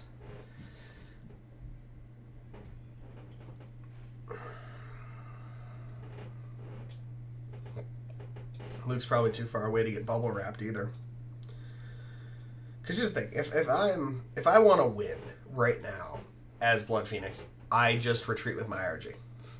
I don't go forward. I retreat with the IRG and I pull everything back and force Bushfacts to come to me with my range 4 weapons.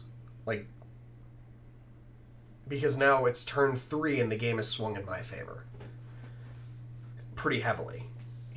Taking out a unit of short troopers is not enough to make the difference. I'd actually argue I might even sacrifice a unit of short troopers just to buy time against this.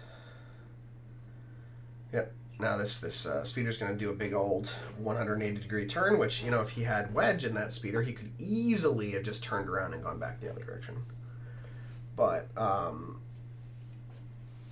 yeah, I think because of that, it's BloodPhoenix's game to lose. Basically. I don't think... Okay, so he's going to compulsory, he's going to pivot, and then he's going to move, I'm assuming. Whew, those are no good. What? Okay, he's moving speed 1. That's fine. Speed 2? Okay. Oh, look at that. Now he's in a nice spot where he's got his friends nearby. That's pretty okay. He's really cagey. Like, I'd sacrifice. At this point, I'd sacrifice my mortar, maybe let my shores get worn down a little bit, just to buy time.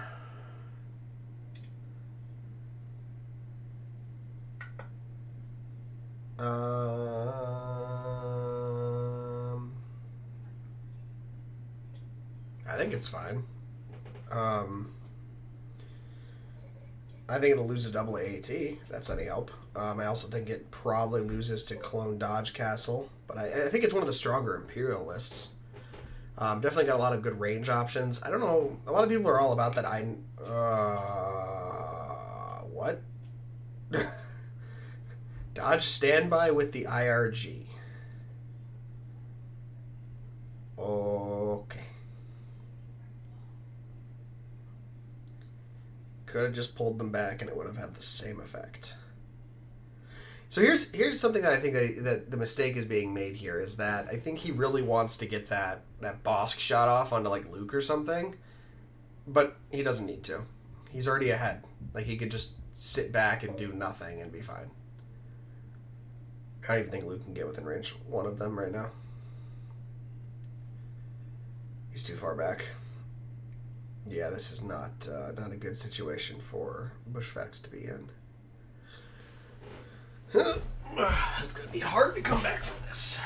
This is again the downside of trying to play cagey like that, is that if you lose a mini, you have a very limited window in which to make up the difference. You know, he's in a spot now where he needs to go charging in, and he doesn't have a lot of options. What he should do, in my eyes, is he should commit Luke hard and Son of Skywalker next turn. Just wipe out the DTs. I think that's what he needs to do. He needs to murk, because I think the DTs are worth more than the airspeeder. Can someone check that for me? Technophobia or Madman or whoever. Can you guys check? Let me know if the DTs are worth more than the airspeeder.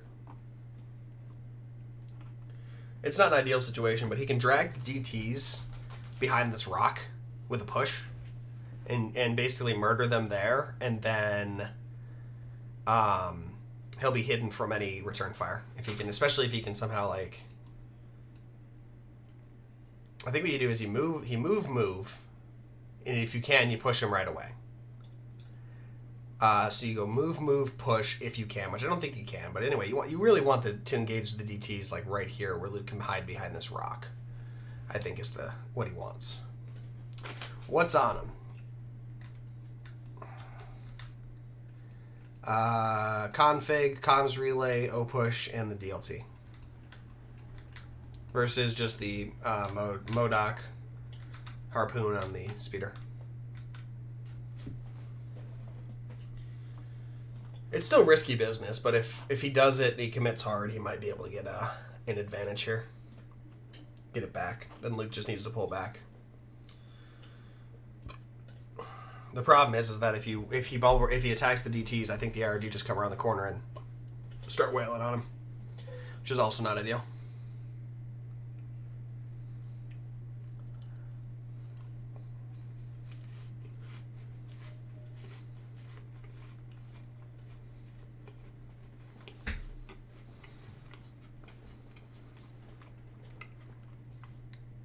Really depends on how far Luke can get.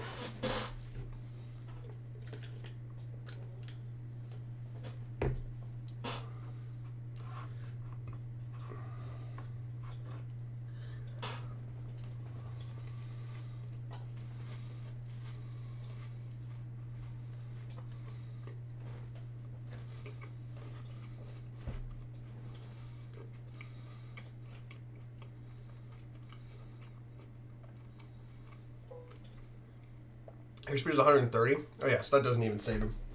That's bad. That's no good.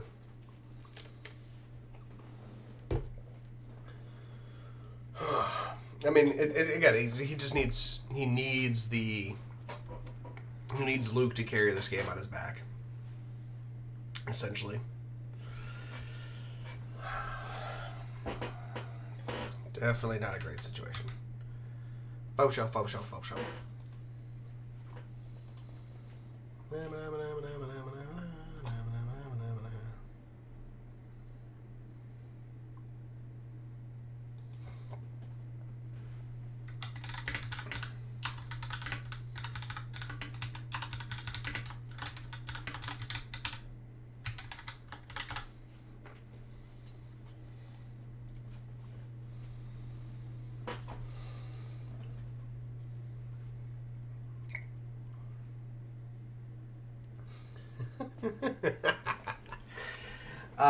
I mean, yeah, if you're going to get any value out of serve, you kind of have to set up a shot here.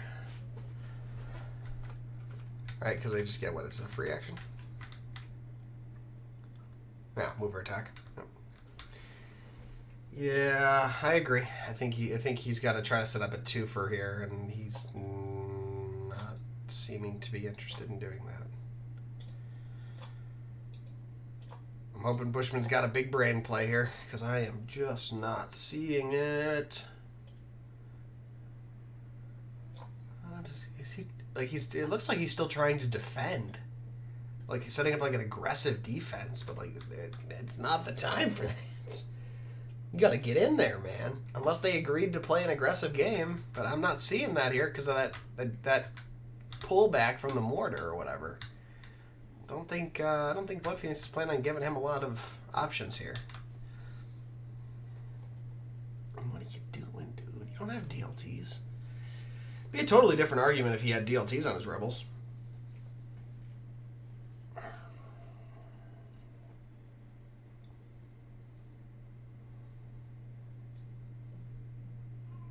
Too bad Luke can't serve himself for an extra move. That'd be cool. Triple move.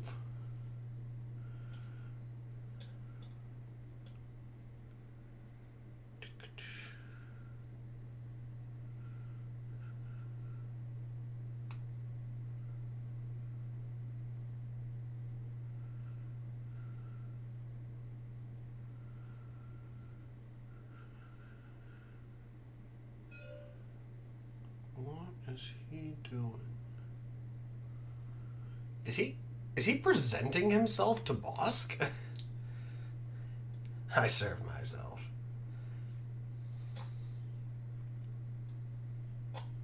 I mean, he is his own master, I suppose.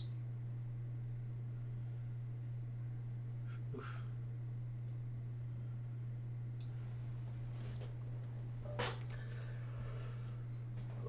I am not comprehending what the plan is here.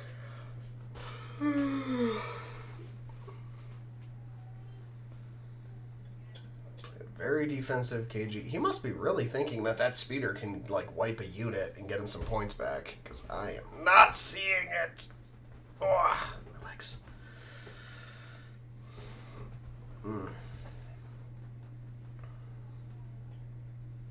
Hey, we're 3 years away from hitting 50. It's pretty exciting. Very exciting times. Yeah, he's still coming in strong. He's playing this game like I would play this game. Just you know, I might be ahead, but I'm still going to keep coming at you. Kind of situation here. What is he measuring?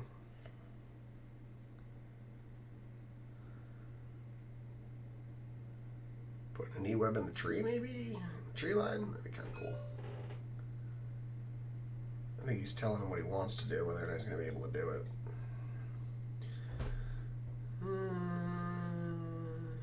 Nope, a little bit off there, buddy. Good enough. Good enough. Just keep on keeping on, my dude. Man, could you imagine if this thing could only move once per turn?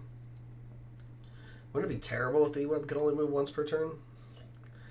That is one keyword I'm happy to see never show up again. Plotting is just a very, very keyword in my eyes. It was not a good keyword. I like how there are bridges over this stream, but the stream itself I don't think does anything. Yeah, it's decorative. So there's these bridges that serve no functional purpose whatsoever. They're just thematically. I mean, they give heavy cover, but the fact that you can just walk over the river means they were built and serve no purpose. I actually think it'd be kind of interesting to have a board where you actually have only a couple of river crossings. That always has interested me. That'd be really just like, I know I should have done I should have contributed to battle lines with a map like that. People would have hated it.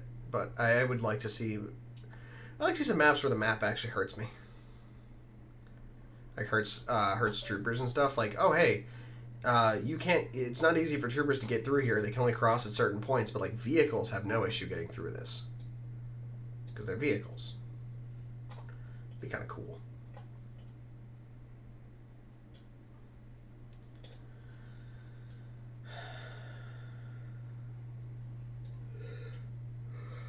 I don't know. I think maybe Bosk is the only thing equal to an airspeeder right now in terms of points values, and I don't see Bushfacts being able to catch Bosk right now.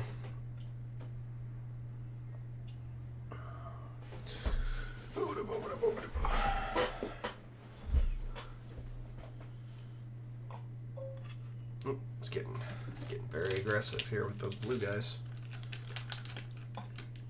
Still not getting in range 3 though. You have to double move if he's going to do it. Which again, might be worth doing so you can serve. Yep, get just... Okay, so there's his serve target. So Luke's going to hop down, serve, and move again. But again, it's not... I mean, Luke now has a target-rich environment. I'll give him that. But it's still probably not ideal.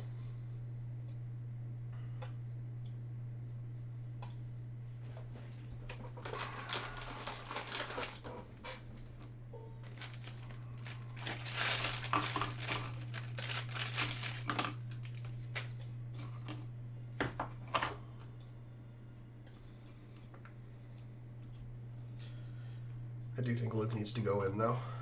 Hard. The bad part is that he kind of needs his push to get there, I think, in a lot of ways, which means he won't be able to keep the IRG off his back as easily. If it was Op Luke, he'd have no problems. But that'd be a totally different list.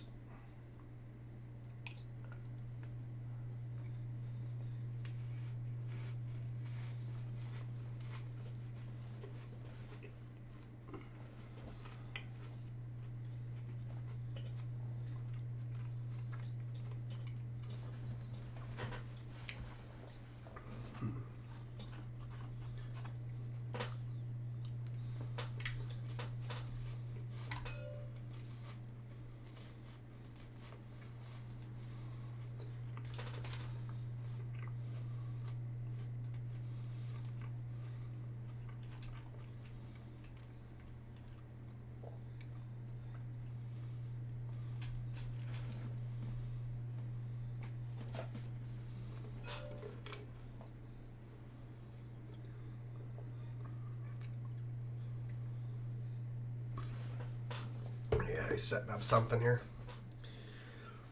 I think he's trying to figure out if he can hide from Bosk and set up the charge next turn. You gotta do it, man. You gotta commit. That said, if he does actually do enough damage, a reasonable amount of damage to the DTs by some miracle here, he might not need to place on a Skywalker next turn. He might be safe playing, like, a 2-pip, I guess. That was my thought. Because he's going to need some if he wants to take out the DTs. Maybe he doesn't, though. Maybe he wants to bubble wrap himself with the DTs. But he does not have a lot of turns left here. So if he's going to need to be pretty aggressive with Luke to win this.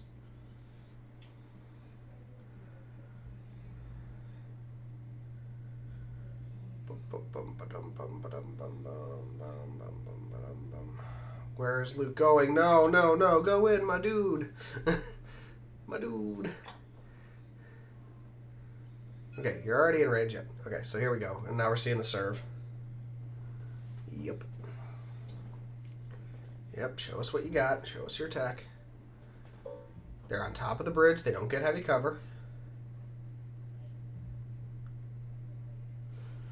This is a good attack.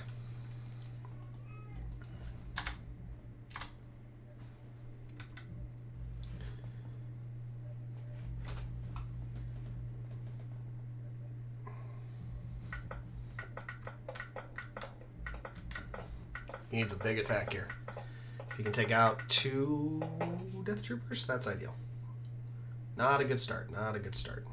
3 saves. Still. Why did he only roll 2?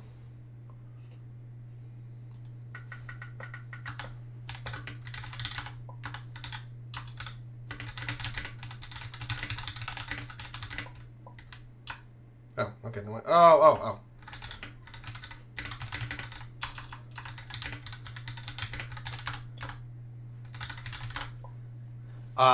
The bridge side is not high enough for cover. The tooltip specifically says that it does not. The top of the bridge does not give cover. Being on top of the bridge, you don't get cover. Minis on top of the bridge do not receive cover from the bridge. Yep. It's a little height advantage, but it's not enough to help you. So okay, so yeah, you just move. Just move laterally. Oh, he jumped though, so I don't. Oh, but he's got. Oh, actually, we're gonna see whatchamacallit come useful. You should just move straight towards the DTs here. Just go in. You got nothing better to do with Luke. You gotta start taking down models. Luke needs to get in there. If the IRG dump on him, that's fine. He'll probably live. Probably. I think we're gonna see next turn. I think we're gonna see. Oh, we're gonna see deploy the garrison, without a doubt. which is why Luke needs to be, like, full on in there. But see, he can't even be close enough so he doesn't get deployed the garrison in the face.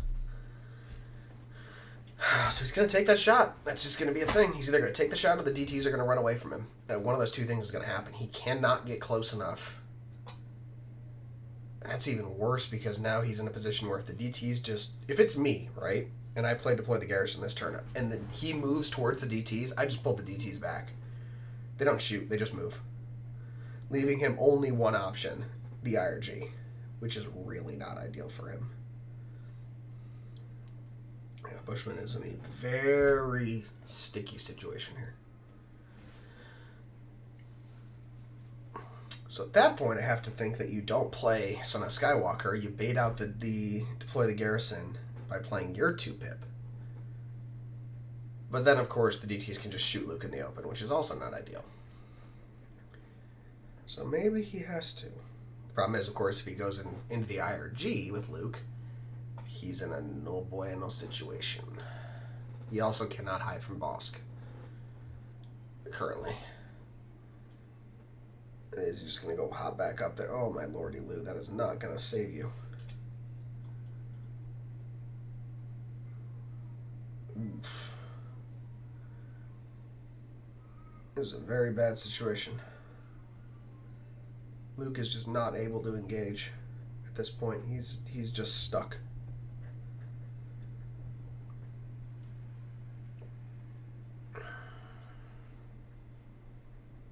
Oh, no, no, no, no, no. No, no, no, no, no.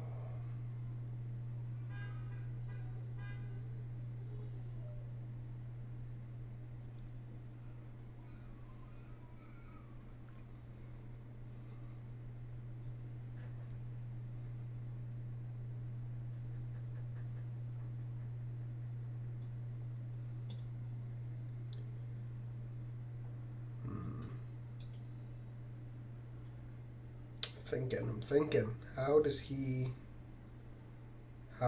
win this?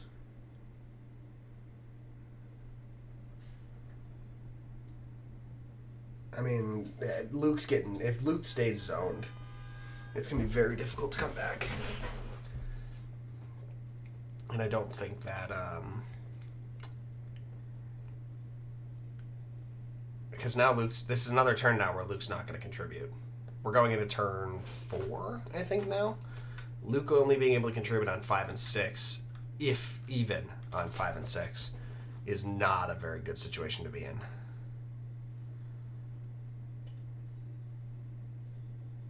I guess part of the problem is Bushfacts is only playing with a quarter of his army right now. The rest of them are just sitting there doing nothing. And that's really not ideal.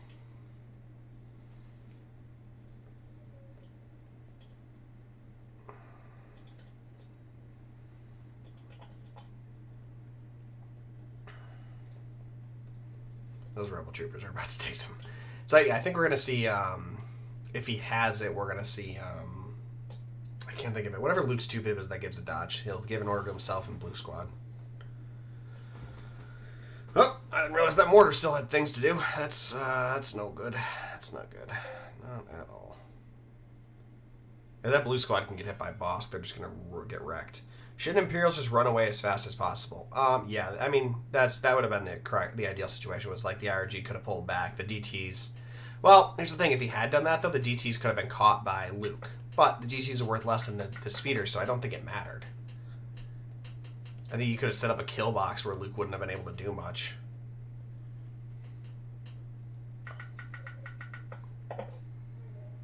There's 2 crits.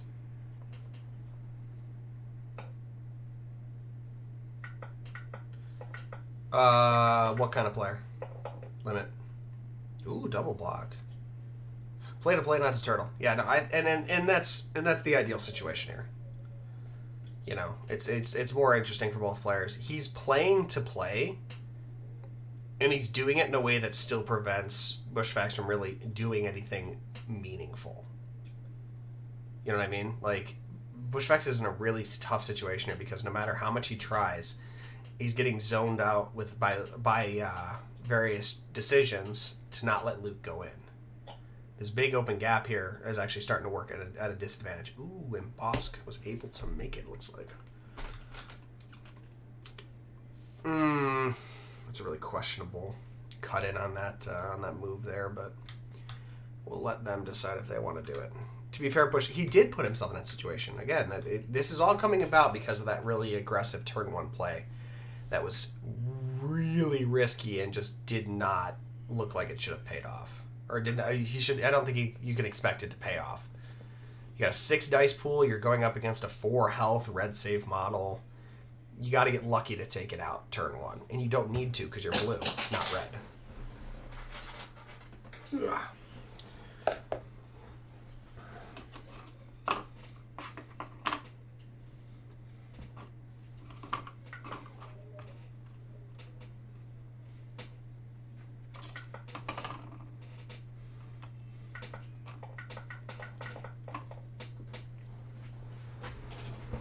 Seen a very nasty shot coming in here.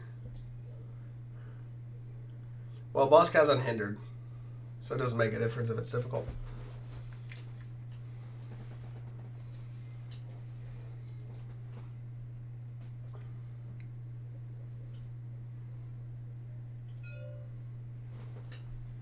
I would have questioned the legality of that move, but since he did not question it, I am not going to put in anything.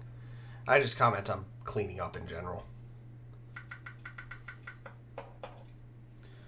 So, 2 hits. Bosk's rolling 3. It's a heavy cover shot, I'm assuming. He's just going to go for the 5 crits, of course. There's 1 crit. Yeah, reroll your white dice first.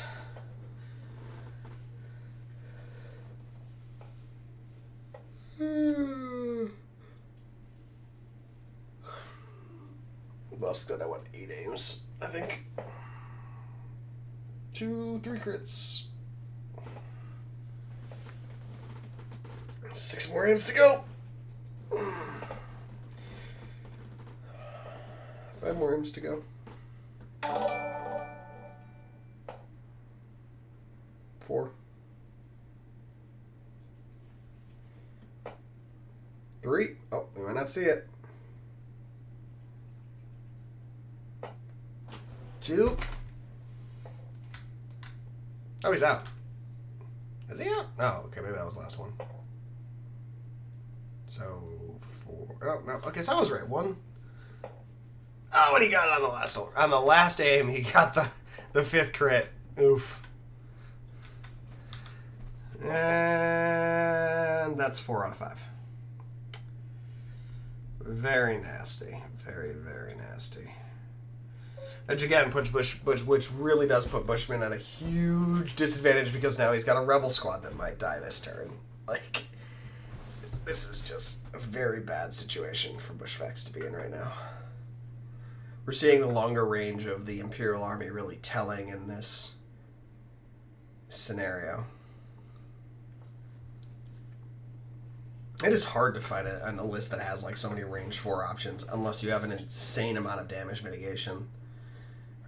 Or you just don't care yourself. So like CIS just doesn't care, and clones have the mitigation, but like rebels just don't in this matchup.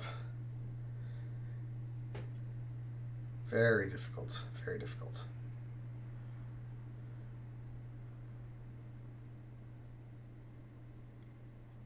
I think you might. He's either going to play Deploy the Garrison or Reptilian Rampage. It's a 2-pip coming out of BloodPhoenix. The question becomes is how does Bushman respond?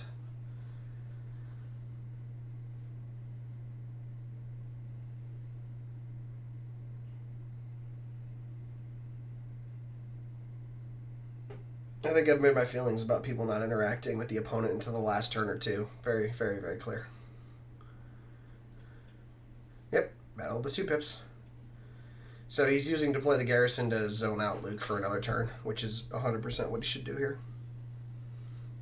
And also guaranteed him first on the 2-pip matchup. Because it's Krennics, so it's cunning. I think in this scenario, you give the IRG a standby, you give the E-Web a standby, and you go with the DTs first, I think is what you do. Because they're the only, like, at-risk unit right now.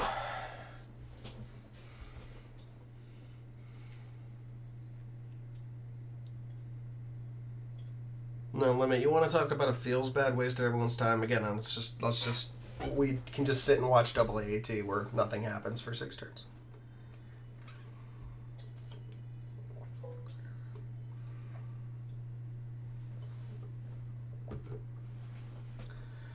Alright, so where is he going to put those? I really do think he puts them on.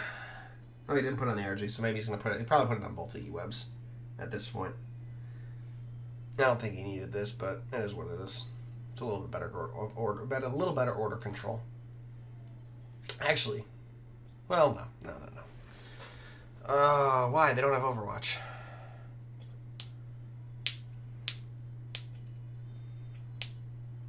There's an idea for my list building stream. Anti-double AAT lists. Man, I don't know if there are any. Like, there's some, like, dedicated GAR lists that can do it, but my lordy Lou, it's a feels bad against everything else.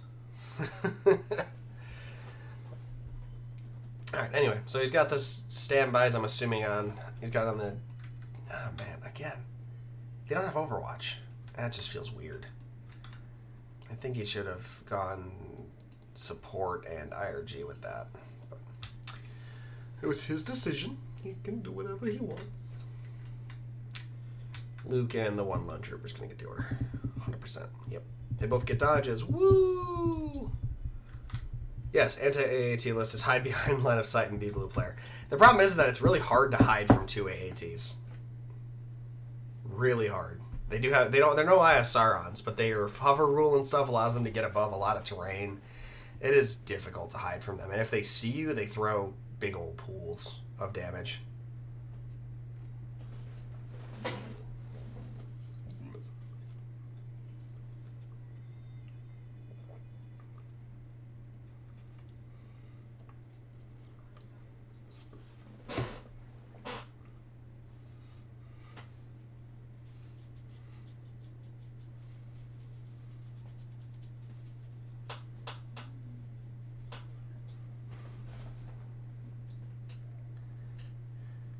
Yeah, this is why I didn't see the reason for even wasting your time with this. The list that I've seen that JJ Juggernaut sent me was like a clone list with some rockets and like rocket barks. But I gotta play against it. I need to see if it's actually gonna do the job. I'm assuming nope, he's not recovering. He's gonna move shoot or shoot move. If he drops it, it's basically game. There's no way Luke cannot do enough damage over the course of the next 2 turns to get the points back. Yeah, 5 down to 4 saves on that guy, down to 3 after dodge and cover. He's gonna have to make all 3 of those saves, or it's GG. Yep, he did.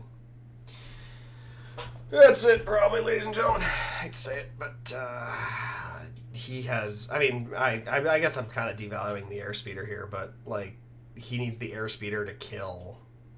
He needs the airspeeder and Luke to basically wipe activations every turn now, and this Empire does still have red saves.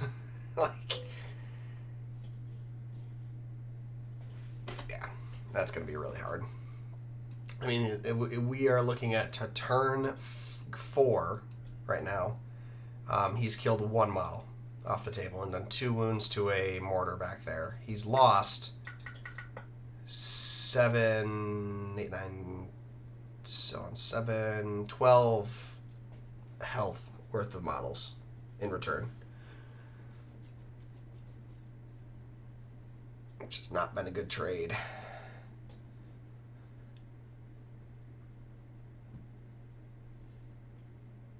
Yeah, he doesn't have the range to do much here. I think it just comes down to if the airspeeder can get lucky.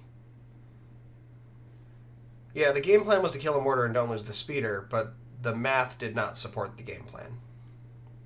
Yeah, the mortar saved better than it should have, but if it had saved average, it would still be alive right now, safe behind enemy lines. That second speeder there, I think, has not shot the entire game. It has just circled. It has done nothing. It has contributed 0 dice to the offense. To get context, so that's where we're looking at right now. Just he's had the airspeeders 4 turns. The airspeeders have shot one time. That's your primary firepower. Shooting 1 time across 4 turns is probably not ideal.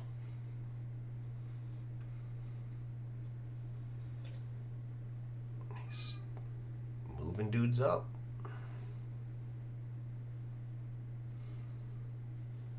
Moving on over, sliding all over. Excuse me.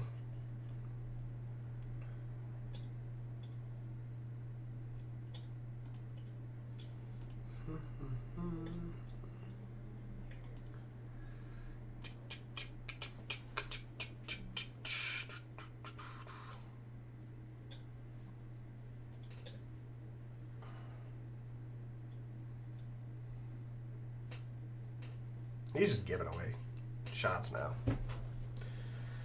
This is. I mean, this is what I see unfortunately, when rebels are kind of on their dying breath. Is you see a lot of move dodges. It's not doing anything. You're giving up units at that point. You're sacrificing bodies, and that's just really not a situation you want to be in.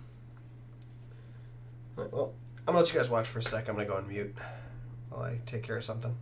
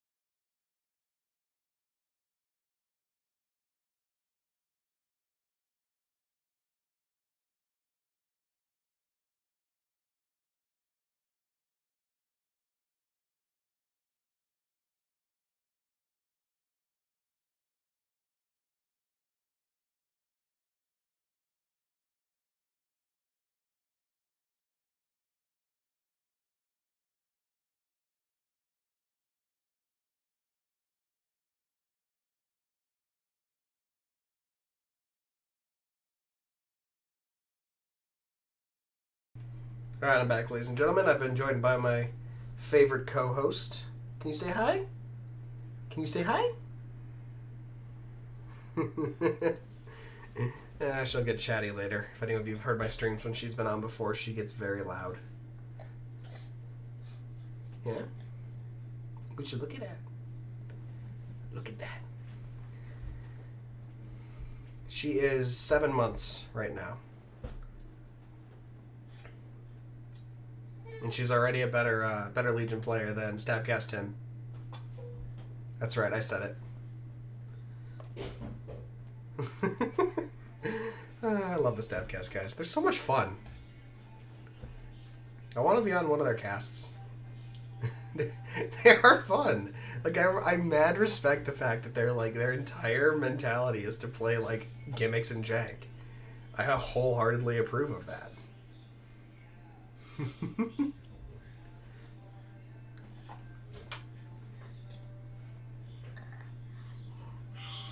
Yeah.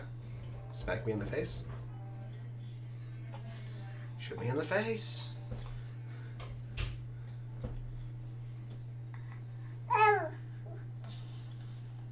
Yeah. Tell them more. This is stream chat was just bullying Tim the whole game. I believe it. Oh, man.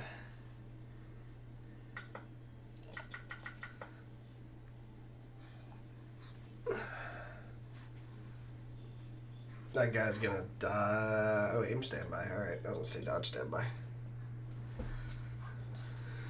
Whoo, baby. Jorga.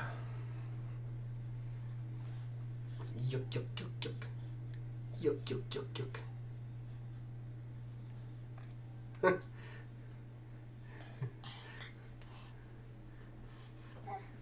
Why is Tim so infinitely bullyable?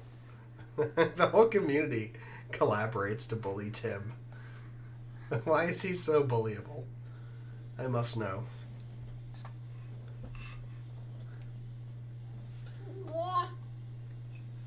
Alright, Bushman's gotta be careful here because I almost feel like he's gonna set up his rebel troopers and he's gonna end up blocking his own speeder. Tim bullies himself, I guess.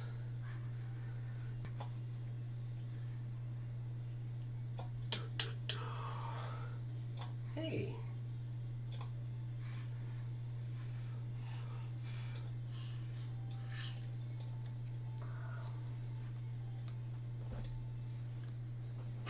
Whoa, whoa, whoa, whoa, whoa. Easy there, honey. Boop, boop, boop, boop, boop, boop, boop, boop, boop, boom, boom, boom.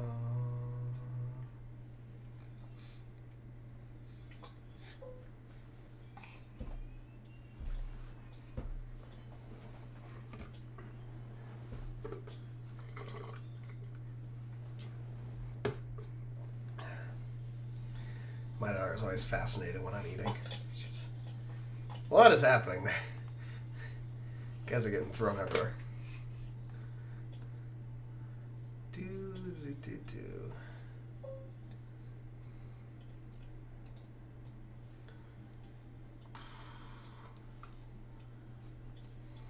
Man. Chat, what do you think the airspeeder goes after here? Like, what is the target? I feel like going after the DTs is not ideal here because, like, if anyone's going to take him out, it's going to be Luke. They're the best, one of the best possible targets for Luke. So I think you go after maybe go after the shores. Bosk, yeah. Oh yeah, I guess double tapping Bosk is probably the best thing you could hope for. Man, that's just really not ideal though.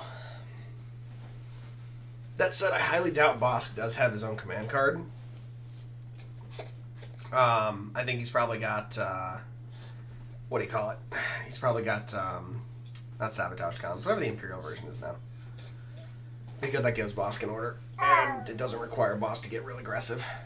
And the suppression thing is nice with credit. So, I think we're going to see a two of one pips. The problem is that again, Bushfacts is going to have to go for a two front attack. He's going to go after Bosk and go after something with Luke. And whichever one he doesn't do first, his opponent just backs off with. I think. Or, the airspeeder goes into nuke Bosk and gets nuked in return. Which is also very possible because there's so many standbys on the table right now. Booty booty booty booty booty booty boo. Booty booty booty booty booty booty boo. Booty booty booty booty booty booty boo. Booty booty booty booty booty booty boo. Booty booty booty booty boo. Booty booty booty booty boo.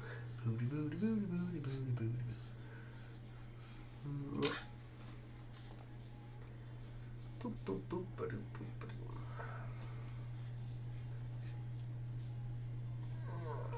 Right.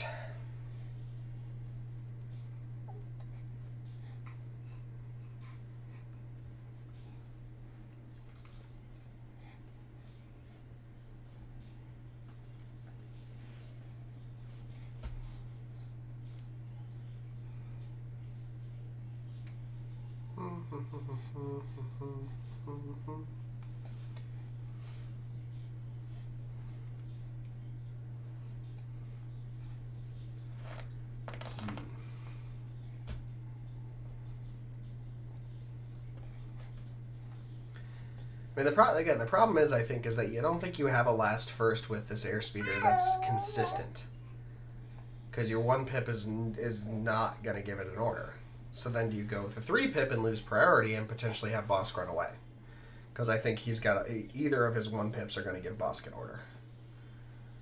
It becomes a huge gamble as to whether or not that speeder can actually take down Bosk. Bushman pulled every core before pulling a speeder. That's super unfortunate. Yeah.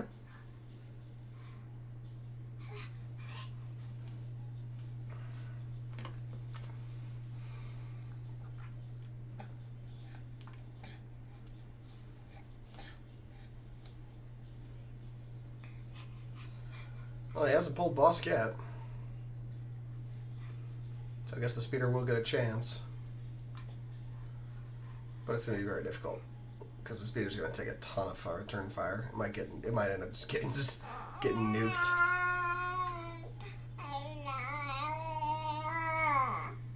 Think about that. If it wants to go after boss, it's still a range 3 gun on that thing. It's going to go after boss. It's going to take at least an E-web, if not 2 E-webs to the face. Plus, I think that maybe that shore unit will be able to shoot it. No, they're range 2. They won't get a chance. But, like, I think that mortar's going to get to shoot it. Like, it's going to take a ton of hits on the approach.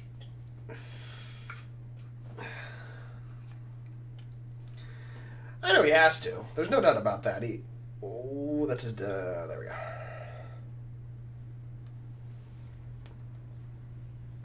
There's just nothing else. Like, what are you going to shoot an E-web? E-webs take, on average, 8 saves. No, not 8 saves. More than that. 10 saves? 10 saves? Let me see. No, E-webs are health 4. Wait, what am I on about? Okay, never mind. I'm talking out of my head here. I forgot that the mortar has 3 health. So yeah, I guess the mortar attack was statistically not likely, but you had a good chance of killing it. If it hadn't saved more than average, he would have been in a better position. So I'm going to back that off a bit. Floor, currently red player, a.k.a. Imperial player, a.k.a. BloodPhoenix, is ahead on points. So anyway, I mean, you could theoretically take out an E-web or something also with the T-47, but it's really just not worth it right now. Oh, man. I'm just trying to... Where are you going? Yeah, see, like I said, I think the rebel troopers moving up may have actually hurt Bushman's ability to do things. Theoretically, could remove it, yeah, but you're talking about, again, coulds versus should. What is he doing? Is he feeling like he's getting zoned out by this again? If he gets zoned out again by these standbys, that's game. Like, he does not have the time. I mean, I guess it's turn 4. Going into 5. He has 2 turns to basically equalize his points. Maybe he's fine just waiting. I don't know. I feel like he's got to hit Bosk and then hit Bosk again. I think you guys are right. If he doesn't double tap Bosk, he's in trouble. Because Bosk is just going to keep cleaning out units.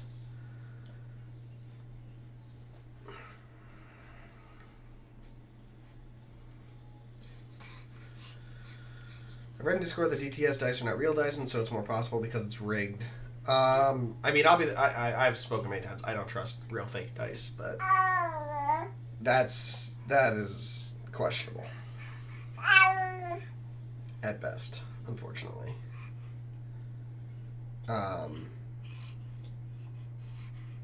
Dice being what dice are, I think you kind of have to accept that there's a good chance that, statistically speaking, he shouldn't make the shot. He just displaced his own dudes, too. Yeah, you just throw them forward. Cohere them forward. Give yourself more good shots. Give Bosk a clean shot. So Bushman just gave Bosk, I think, an open shot. Oh, ow. Oh.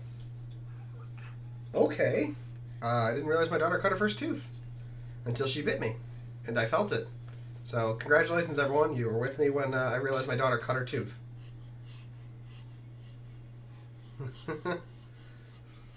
That hurts. You already had a strong job, and now you got a tiny little tooth to add to it. I'm gonna start checking her bottles and make sure she doesn't rip into them.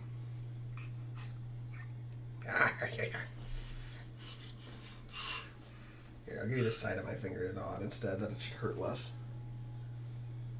Yeah, because you bite the sides that way. Holy. Oh, wait. Hold on. There we go. Give me that. Yeah. His compulsory was his last move. Because you can do compulsories at the end now. Because his first move was a pivot, which is not allowed by compulsory, so he pivoted, moved compulsory, which does displace. Nom nom nom nom.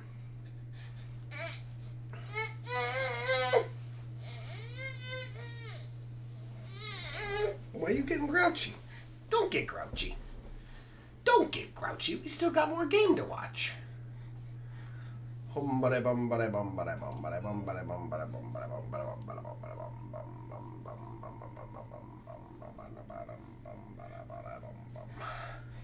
Choka, choka, choka, choka, choka. Hooah. Hooah. Is there a list for every streamer on the Discord to leave everyone a follow and never miss a stream again?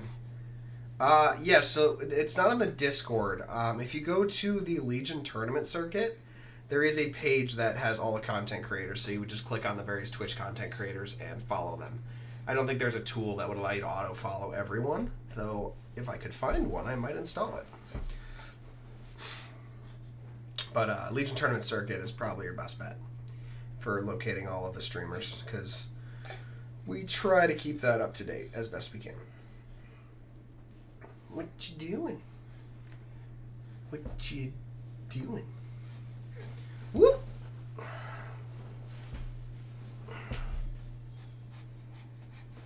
Whoa! Where are you going? Where are you going?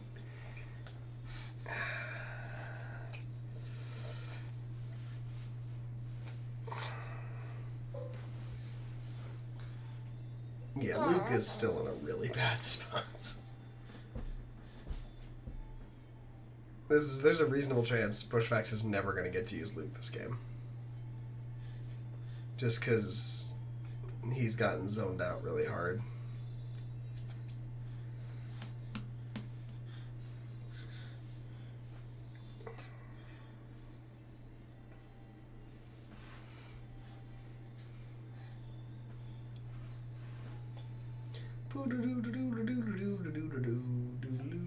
Stop it.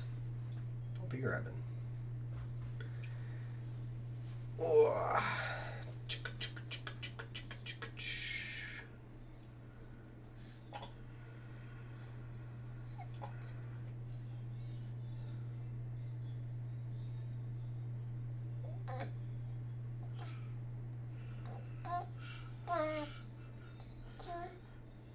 Oh boy, oh boy, oh boy.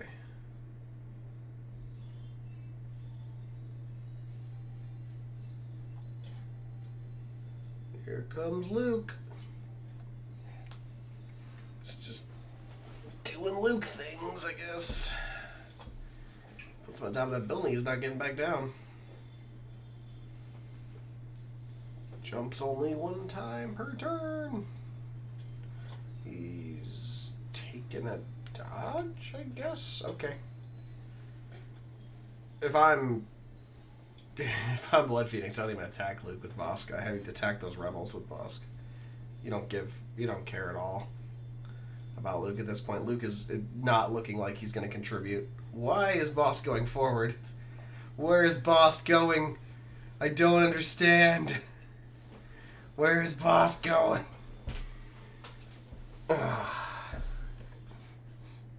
What is happening here? Bosk is dumb. What is happening? What is going on? Maybe Bosk. Oh, I guess no. Okay, so Bosk probably has his one pip then. He's gonna go for the. He's gonna go for the bomb. He's gonna go for the access mine, ladies and gentlemen. What a guy! But that means he can get Son of Skywalkered. Why? If he loses the hub, he gets Son of Skywalkered. And then the T-47 just has to kill anything else, basically, and it doesn't really matter.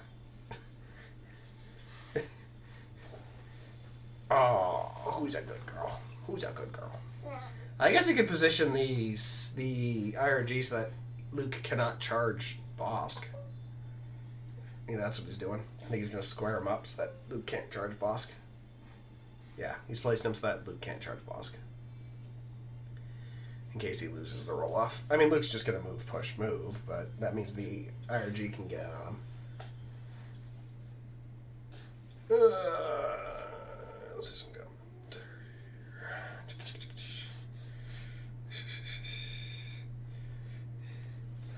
Ooh.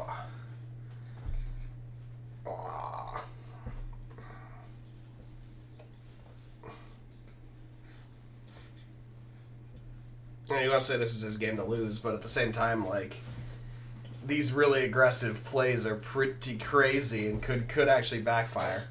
Because, like, if those IRG get wrecked and Boss gets wrecked next turn, then, you know, that's now the game back in Bushman's favor. So maybe it's very possible BloodPhoenix just handed him the game back. He 100% plays Son of Skywalker this turn into Deoxys, though. There's no reason not to, yeah. Yep. It's turn 5, it's Bushman's roll. If he wins. And you won it. So, yeah, you charge Bosk. You move, push. You probably actually move, push, use, whatchamacallit on. Use Jedi Mind Trick on the IRG, and then attack Bosk. That's basically what you do. It's still not ideal. Because then Boss can just move. Oh, sorry. Then Boss can just move away. And Luke is not in the open, but he can still get shot pretty easily. So it's really still not an ideal situation. Because his gun line's all up in your business. Oh my goodness. Are you going to rip my face off? With your tiny fingers? You crazy girl. There you go.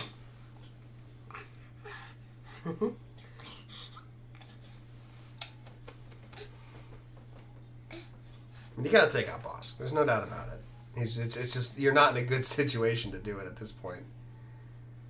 And you definitely don't want him to get that sabotage charge off. Because that will be nasty. So, yeah, again, I think you jump down, you push the IRG, you move into melee with Bosk, and you go to town. And you JMT the IRG, of course, because maybe then they don't get to aim before they charge you back. There's no reason not to at this point. And you just wail on Bosk and murder him. Murk him. Murk him! Murk that dude! Murk him, murk that dude. Murk that dude. Murk. Yeah. And then, yeah. Again, the big thing it becomes a question of if the IRG countercharge immediately, they're safe, but so is Luke. If the IRG don't immediately countercharge, they're going to get shot by a bunch of Z6s, which means that he could potentially kill them. So, BloodPhoenix potentially gave the game back to Bushfacts here. Like,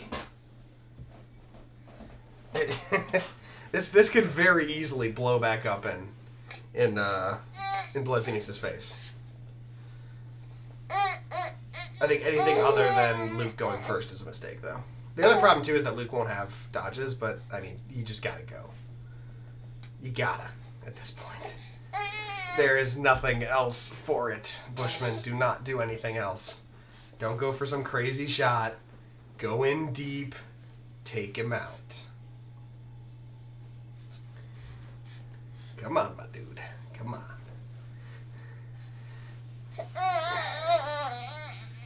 You do not sound happy. Probably because you're cutting your tooth.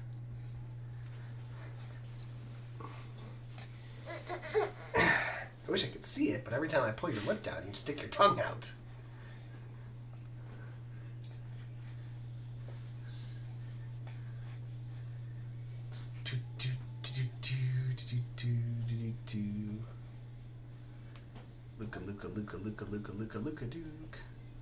I think he's really worried about Luke just getting shot to pieces, but he doesn't have a choice. Like, Luke's gotta go in at this point.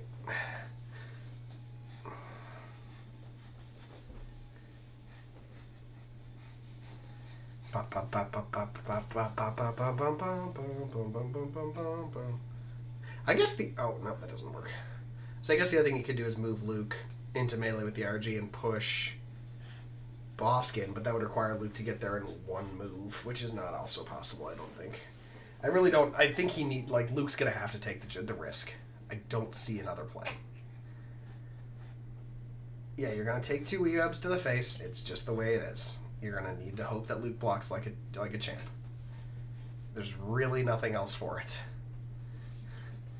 Get down there and kill that Bosk. Get him! Get that Bosk! Get that Bosk! Get that Bosk! Push those IRG into a position where they cannot do anything useful. Yeah! Yep. Push them away. They're going to come charge you anyway. No, don't push them towards you. Oh, no.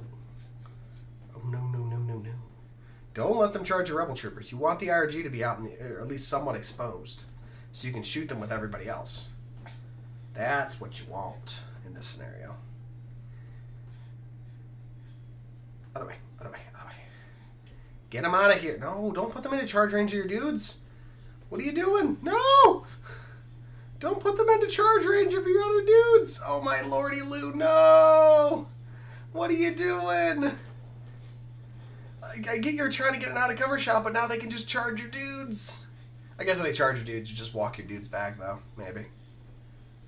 I don't know. I wouldn't have done that.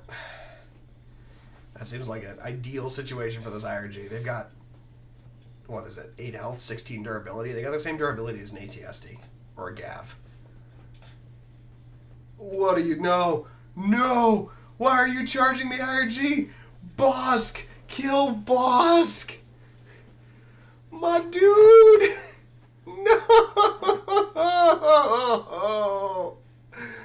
Why? What is he doing? Those IRG are not worth enough points to make a difference, and you're gonna let Luke get Dioxys Mind. Oh, no, no, no. You could not be that worried about everything else, man. You're getting zoned.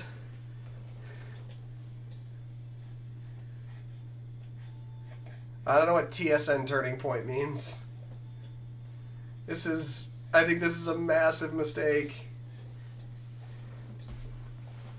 This is just, oh no. No, no, no. You just gave Bosk free damage on Luke. He does not care about attacking his own IRG right now.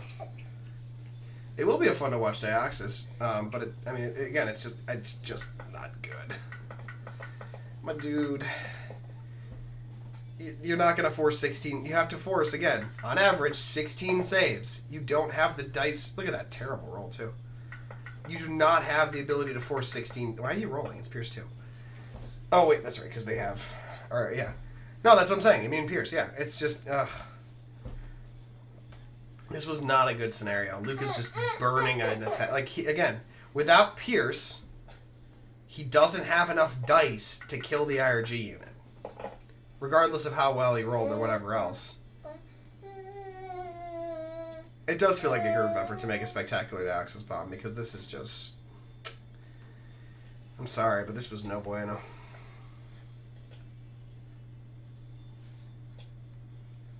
My dude. My dude. The funny thing is, I think Boss can still put out a Dioxys charge that basically ignores the IRG, because of the boxes. They can hide it, or they can't see it. Did you just spit out your pacifier at me? Crazy girl. You getting grouchy? You getting grouchy? Yeah, you're bad-tempered sometimes. Most of the time you're good-tempered, but right now you look a little bad-tempered. Oh, my dude.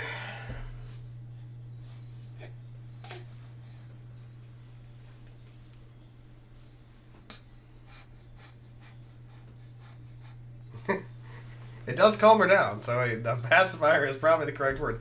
I mean, binky is also commonly used. Le pacifier. Oh, bonk. Oh, bonk. Here's the thing, if that was your game plan with Luke, by the way, why wouldn't you just shoot with, like, one of your other units before Bosk went? Like, they're gonna take an explosion to the face now. You probably could have done anything else but that Luke play, and it would have been good. Nom nom nom nom nom nom nom.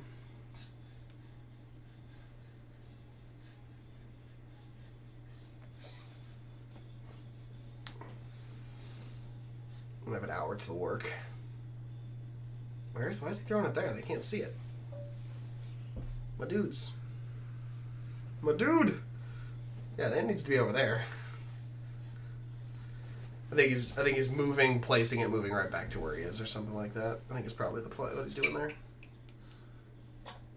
Oh, maybe not.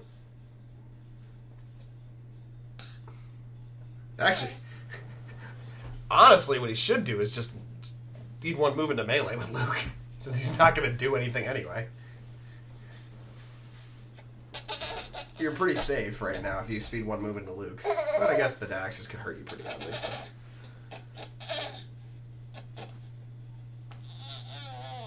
Speed one move, not going to cover yet. It's only light cover, though. See, this is where I don't think Luke was the right choice, because Luke could have gotten shot once with light cover and then have heavy cover for the rest of the turn. Would have been pretty effective. While the rest of his core attempted to, nuke some other stuff. Maybe got that E-web or something. There were so many other options. It is turn 5. There was nothing about that Son of Skywalker that I liked. Yeah. Yum, yum, yum, yum, yum, yum, yum. Now blow up the mine. Mine goes boom. What does the mine say? Boom, boom, boom, boom, boom, ba-doom. Boom, boom, boom, boom, boom, ba-doom. Boom, boom, boom, boom, boom, ba-doom. What does the mine say?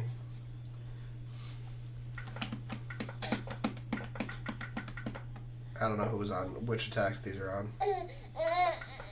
I'm assuming this is the IRG. That's the IRG taking it. Ooh, IRG got wrecked! Yeah, the IRG probably aren't going to live through the turn now. Or not through the turn, but they won't live through the, whatchamacallit.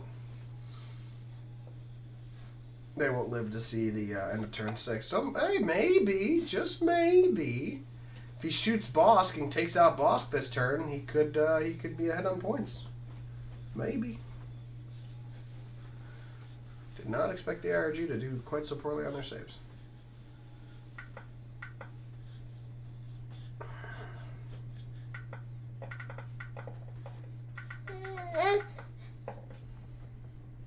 This is on Luke, I'm assuming.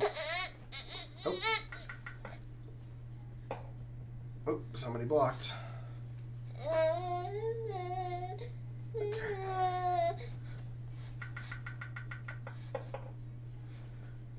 Another one.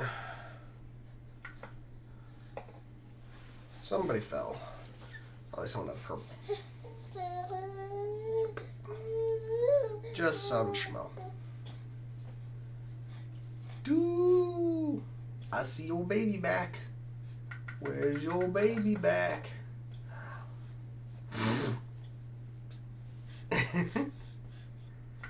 Bum, bum, bum. Man, I can't wait to call my mom and tell her that my daughter cut her first tooth. She's going to be so excited. It's going to be great. I'll be so excited. Now, hitting Luke, I'm assuming. One save on Luke. And he blocks, so. That actually, that Dax's mine, I think, did more damage to the Empire than it did to the Rebels. At least starting off. Then obviously the poison's going to matter.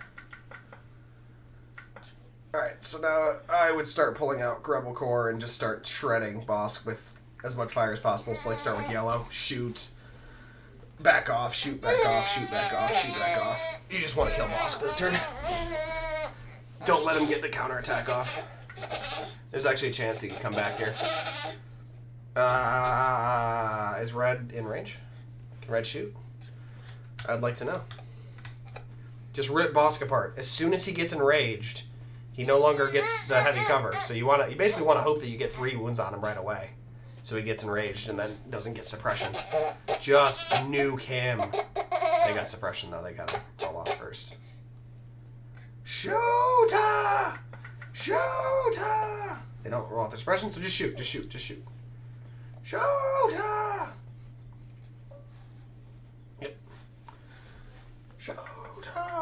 Man, we might see this match turned on its head. This might be a Blood Bowl game.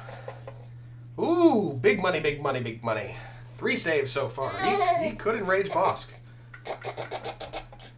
Bosk fails all these saves, he's enraged, and he won't get any benefits. Yep, no cover benefits.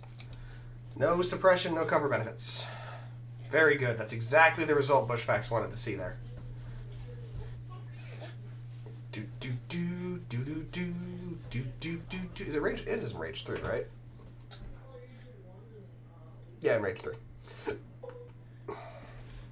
Obviously, he's going to shoot back into red. Joker, joker, joker, joker, joker, joker, joker, joker, joker, joker, joker, joker, joker. So now I'm sitting here thinking, like, okay, so if Bushfacts kills Bosk, which he should. Can somebody do the math for me? Is Bushfacts up if he kills Bosk and the IRG? Somebody do that hot math for me.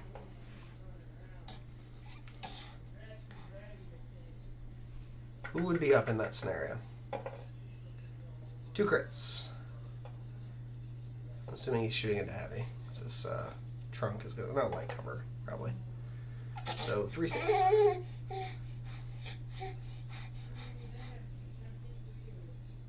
Yeah, the aggressive play was very weird. I don't know. I guess they really wanted to play the game.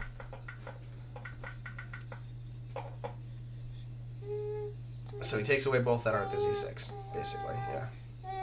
You might lose the Z6 here, but as long as the unit survives, I don't think you care. Alright, you just pull another core, keep going after Bosk. I think you pull yellow and you shoot move. I think that's what you want to do right now. You want to pull yellow, you want to shoot move, because you don't want to let them get shot by that E-web right now. I think is what you do. I think you go shoot move at the... Well, you might not be able to. They all have suppression, so we'll see how that plays out. They might just have to end up sitting there. Blue squad is probably your clincher for taking out Bosk or the... Okay. Don't go for blue. Blue doesn't need to go. No, no, no. Go for yellow. Go for yellow. Yellow needs to go before they're suppressed even further. You've got a 1 in 3 chance of being able to save yellow from return fire. You go with yellow right now. Go with yellow right now, right now, right now. Get him. Go with yellow right now. Go with yellow right now.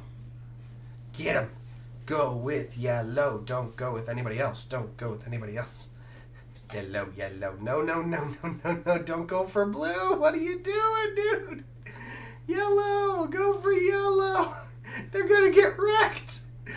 I'm so confused. I don't understand what's going on in this game anymore.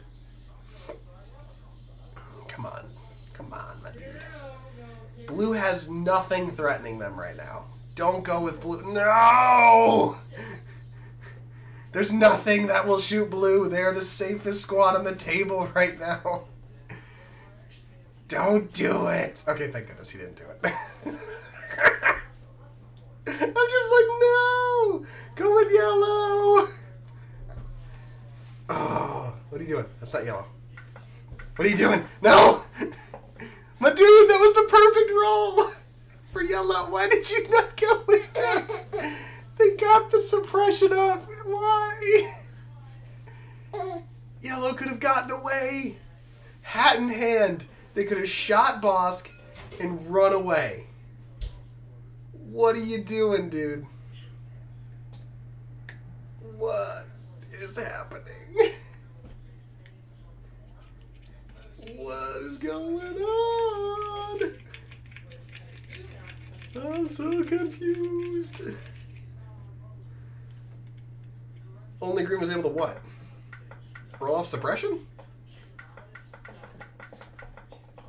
They can all roll off suppression.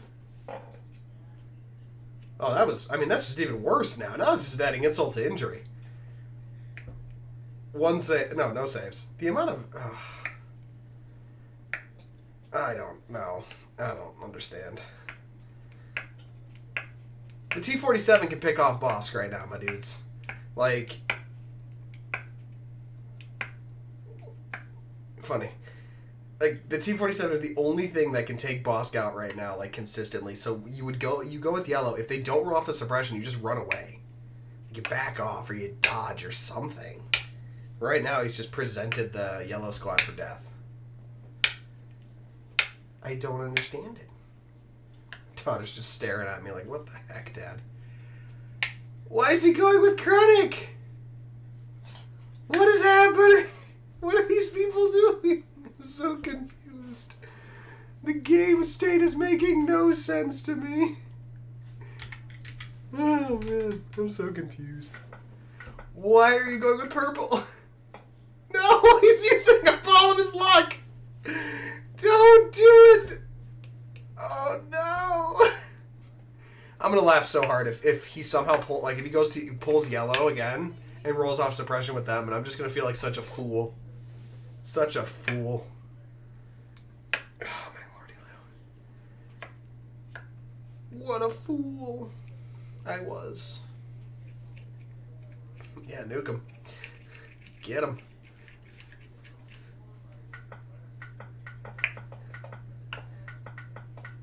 That is too many black dice.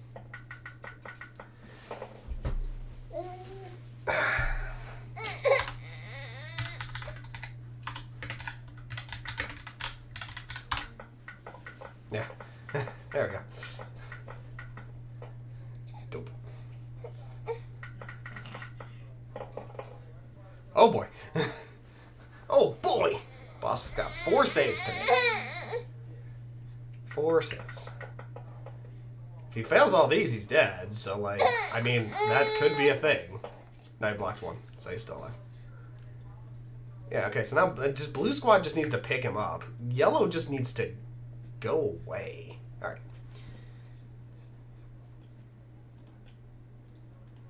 Hold on one second.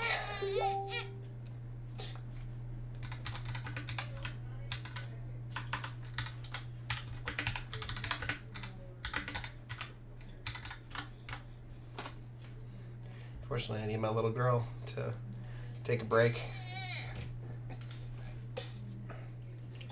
Yep, pull purple back. Yeah, now he just has to wreck yellow. Yellow, oh man, yellow had the chance. They had the chance of a lifetime there.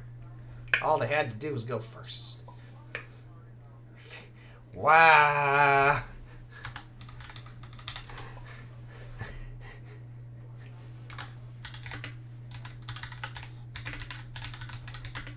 Let them know I'm beyond confused right now.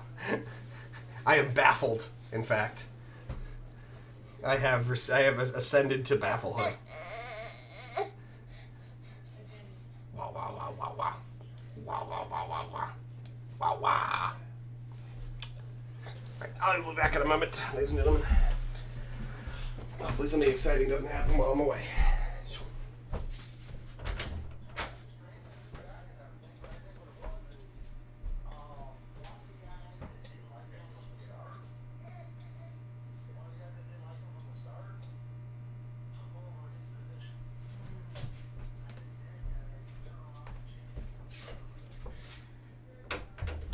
Alright. Time to put together some quick maths. And now he's got to start moving forward.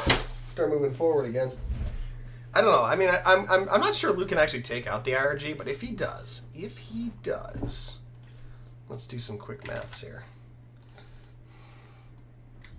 So the IRG are... Did Eager go down in points? I can't remember.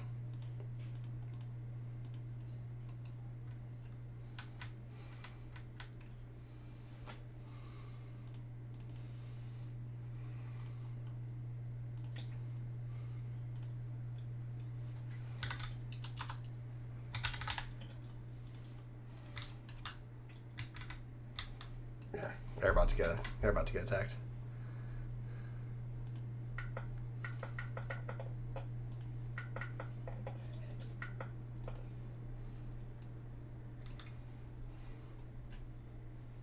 I mean, it looks like they're getting heavy cover, so that's pretty nifty.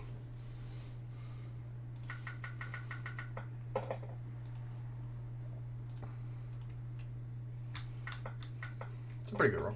2 saves. Yep. He needs to get yellow out of there because they're going to die, and that's going to be like the exact opposite of what he wants right now. Oh, that's scopes. Okay, so we got scopes on there, and then we got IRG with an extra dude, tenacity, and E-gear. That's 100 or 231 points versus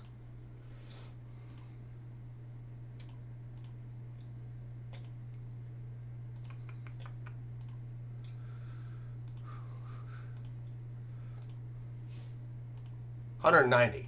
So I mean, again, if he takes out Bosk and the IRG, Bushfacts wins. If he loses nothing else, so he needs to pull yellow back. He doesn't need to do any. No! Stop! Kill Bosk! Don't risk it! You don't need to kill the E-Web, my dude! Blue Squad should just, like, do nothing. My dude. Oh, man. I'm so confused. Alright, well, you got name right. 6 saves. I mean, maybe the E-Web blanks out and he's even better off. Why is he only taking 4?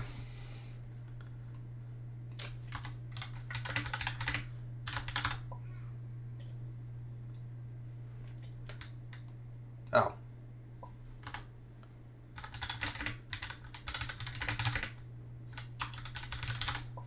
Clip the pillar right there. I didn't see that from the angle I was at. Yep, I see it. Oh, man. Why?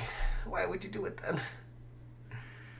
I wouldn't even just cut in ever so slightly further and not allowed him to get the cover.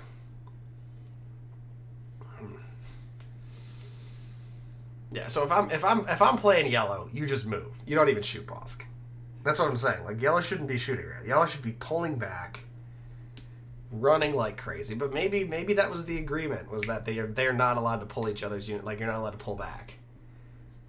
Which sounds like a great gentleman's agreement until you realize that mortar got pulled back early and Bushman's actually at a disadvantage because of it.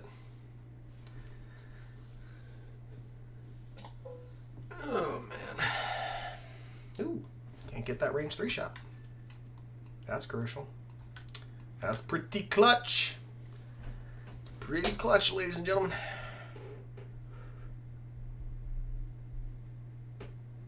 Is he just going to go after the T-47?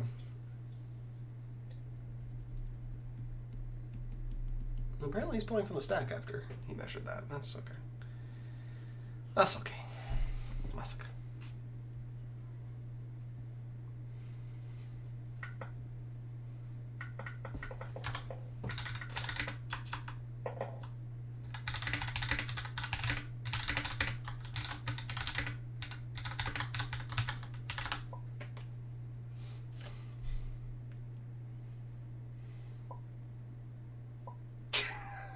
Took 2 wounds in total from Son of Skywalker. Oh, my lordy Lou. Okay. That's really rough. It's actually really low. Bushfacts did not roll well.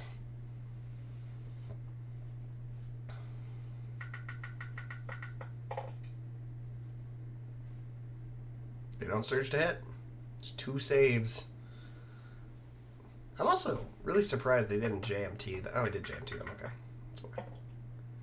Wow, Luke just took 2 wounds off that. That's real rough. Probably doesn't matter, but it's there. It happened.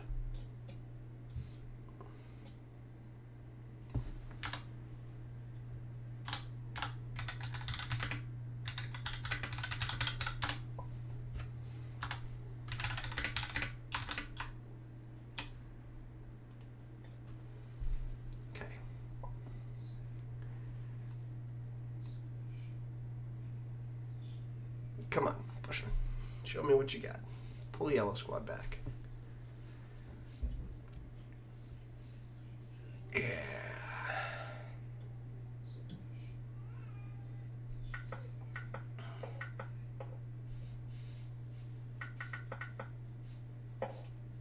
Look, they might have actually rallied if they hadn't just sat there. Just don't run, run, run away!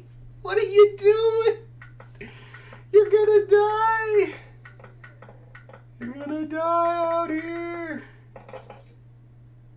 Oh wow, what an impressive roll! He's gonna kill Bosk. I guess maybe Blue's gonna move up and try to take out the E-Web.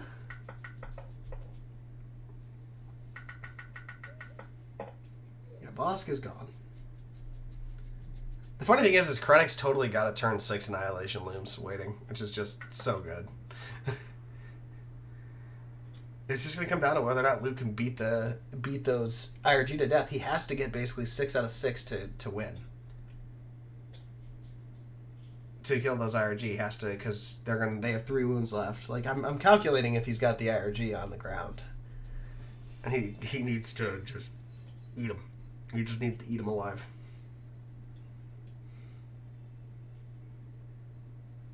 Dude, maybe I'm wrong. Maybe they are not in range of even the E-Web. I guess they're not. If it's me right now, though, you move with the E-Web and you shoot the regular gun. It's got surge to crit. Just force a save. Don't double move. What are you doing? What are you doing?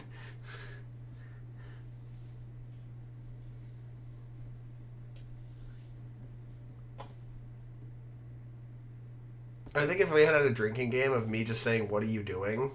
people would be hospitalized right now. If yellow dies, Empire's up on points again. He would need to take out that E-Web, which might actually be his backup plan. But taking out those IRG is not very likely. He's got to do... well, I guess he can push them, so I guess he can hit them with Luke, hit them with Luke, or hit them with Luke and move. Or hit them with Luke, push, move, I think is what he does. Yeah, okay, so he's trying to take out the E-Web, which is fine, I guess. He probably should have gone first with them and then gone with the T-47, so the T-47 gave it heavy, but I don't know. If yellow dies and he takes out the E-Web, I think he's still up on points.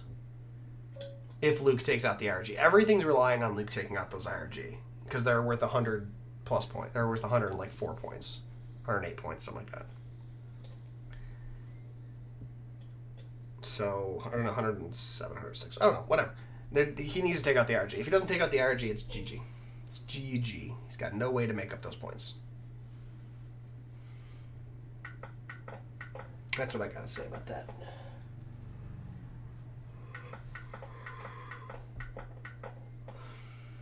Unless that speeder just goes ham.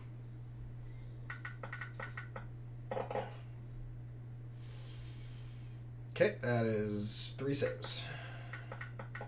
I mean, it's 50-50 odds. Oh, that roll. Please tell me you all saw that. Oh. That insulting tilt as it rolled over. Oh, man. It's not enough, but it's definitely, it definitely helps.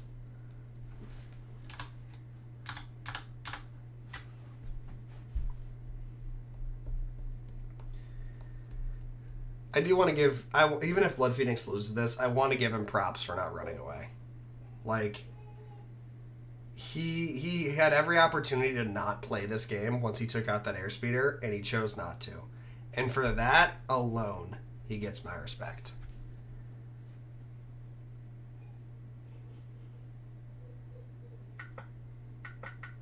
Interesting. Choosing to shoot someone in the open even though you've got a crit gun. But hey, maybe it'll pay off.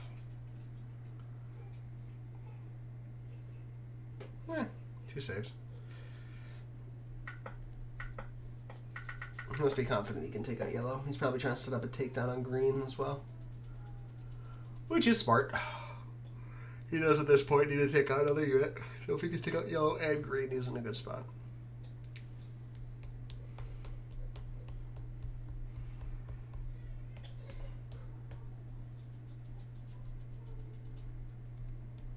It'd be great if somehow Bushfacts can take the airspeeder next turn and double move and shoot that mortar in the back and take it out. Just completely full circle this game. I don't think he can, but it would be great if he could. I would be nothing but amused.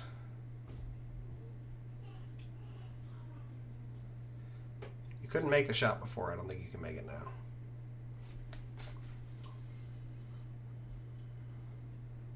Oh yeah, that sides of that bridge are difficult, so we can't go through it. The minute he touches that forest, it's also difficult.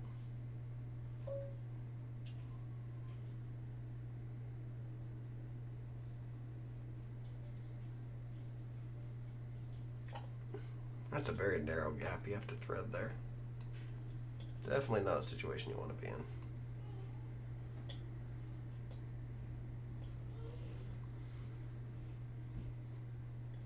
Yeah, I think you just move again, essentially. Speed 1 into the forest or whatever. Or cut through. One of the two. Whew. What a game. What a game. What a 29 minutes still. Definitely going to turn 6. What a game. What a game.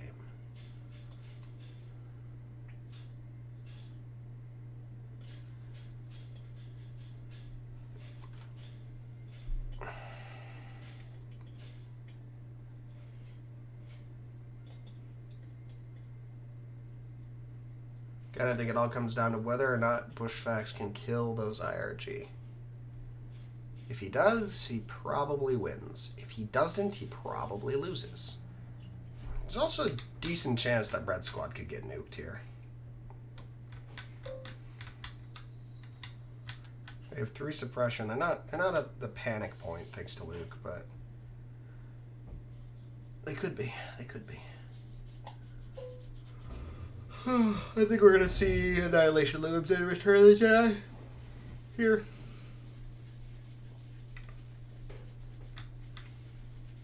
Without a doubt, as a turn 6, which actually could backfire a little bit on onto BloodPhoenix, just because his troopers are still Courage 1. Then he's keeping them within range of Compel, because he's gonna potentially need that move. But those moves are not aims, and they don't have uplinks right now. So he's going to have to get kind of creative with his orders next turn.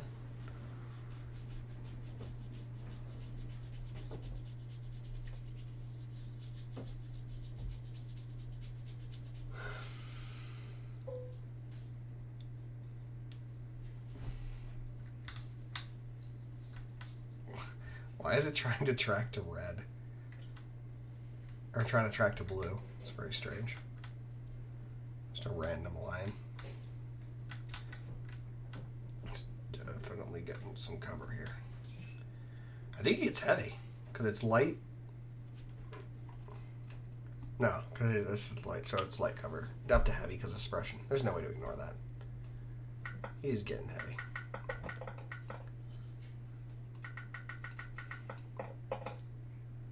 Shore's coming out with a pretty decent swing there. Currently sitting at 2 saves. 3 saves. No, 2 saves. 2 saves first. Not enough. Still sitting there with their Z6. I think he could kill the Z6 at this point. No, dude, kill the Z6. You don't need the firepower. You need to live. You need to live. My dude. Oh, man.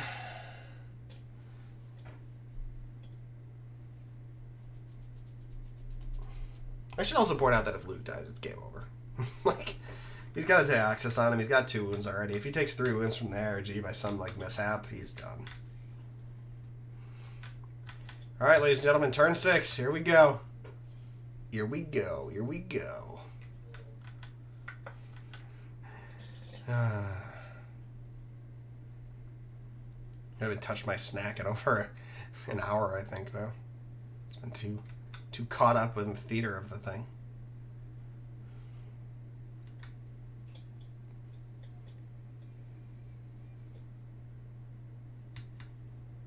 What the deuce? Oh, okay. They didn't clear suppression due to... Because of hostile. They didn't hit the button. They just did it manually. Okay. Okay. That's just get your double stack suppression tokens ready. Annihilation Loons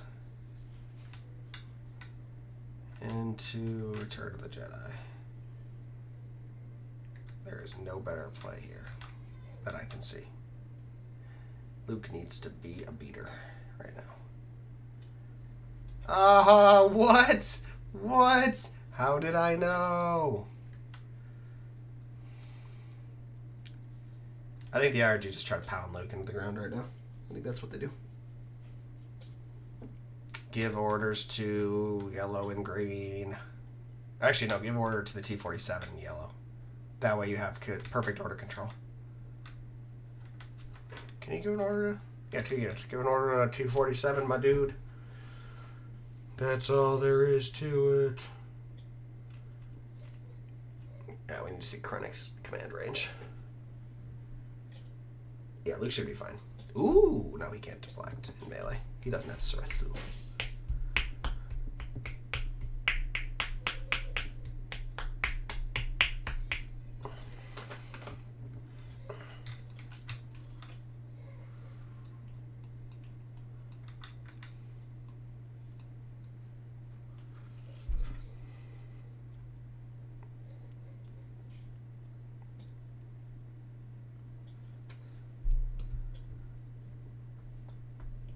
I forget, what's the timing on Annihilation Looms? Doesn't Discipline trigger off it? So if he gives, because he gives out the suppression first, then he gives an order to the DTs. If he does give an order to the DTs, that Discipline would trigger? Somebody, if anyone can remind me, that'd be helpful. It's been a while.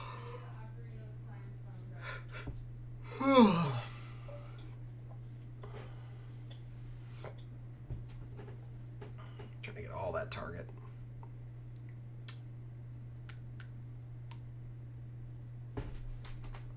Where is his... Oh, okay. I see what he did. Not what I would have done, but it works, I guess. So, crit goes first. Okay, IRG are going to go first. They're going to throw the beat down. Somehow, Bushfacts might be able to pull this back. IRG are, in fact, suppressed. They are only going to get to attack Luke. Luke does have a dodge, so Luke just needs to not take 3 wounds.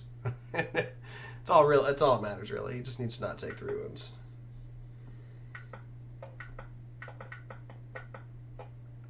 This will be interesting. IRG went ham. Oh boy. Whew, that is not good. That is not what Bushfacts wanted to see there. He wanted to see like 2 or 3 hits. Luke makes 2, he's alive. He survives till the end of the game now, essentially. Well, maybe not. I think what he needs to do now is he needs to go with Luke. He needs to... No, don't go with Luke yet. Never mind. Go with Luke, kill them, move away. Luke cannot die. If Luke dies, he loses the game. Yellow is actually sacrificable right now. Go with Luke. Smack... No, go with Luke! Kill the IRG! My dude! Go with Luke, smack the IRG, push the IRG, move away. That's the play. That's the play. Don't use Yellow Squad. They're not important right now. Luke is not safe. He outnumbers you. He out-activates you hard. You gotta get Luke to safety. He just needs to jump and hide. That's all he's got to do. Because here's the thing, if he attacks the IRG and there's standbys in the area, and he kills them, which he might, he could get standby killed. He can't risk that right now. No! Bushfacts, no! Don't do it! Don't do it! No! You have the game! All you have to do is get Luke out of there! Oh, I'm so confused. Oh, I feel bad. All of you have had to listen to me screaming at this game.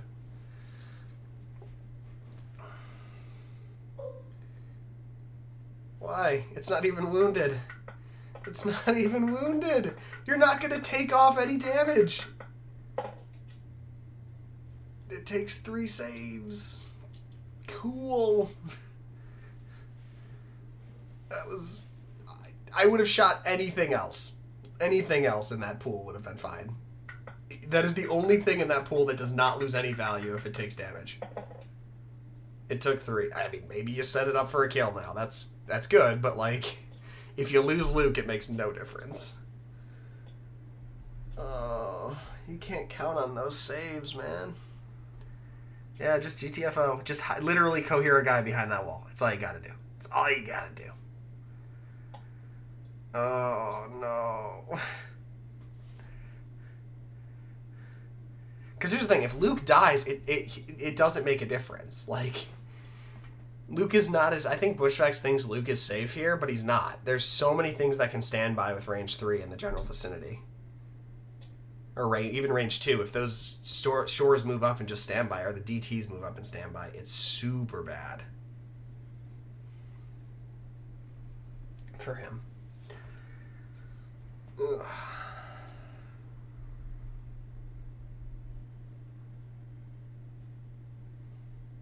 I guess maybe he's not confident in killing the IRG. I wouldn't be now.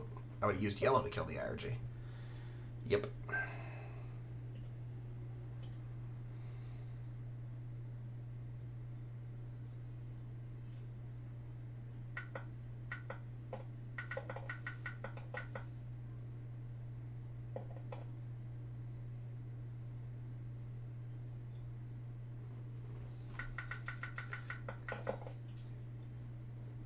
That is gonna be 5 saves that Bushfacts is making right now, I think. It is 4 crits and 3 hits. That is probably a dead squad. Yeah, that was probably a little bit more than was necessary in that scenario. Honestly. But that is one less thing that Luke has to worry about now. So I think... Yeah, he's rolling the suppression. Doesn't matter. Okay, next you got to get red out of there. Get red squad out of there. If you're not going to do Luke, get red squad out of there, because they're another unit of points that you could potentially lose to a stray whatchamacallit shot, a stray short trooper shot. Just get them out of there. They're not safe. They're not safe. Get them hidden. Do not delay.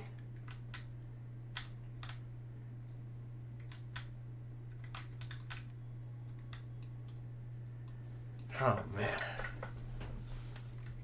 Yep. There you go. There you go. Doesn't matter. You just need to move once. They can't panic. Just get them out of there. Oh, this is horrifying to watch. He rolls off 2? Not bad, not bad. I mean, it's not ideal. Wait, did they do the... Wait.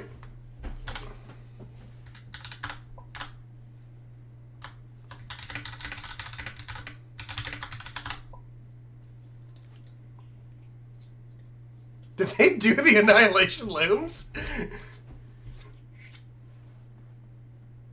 I think they forgot to do Annihilation Looms. Oh.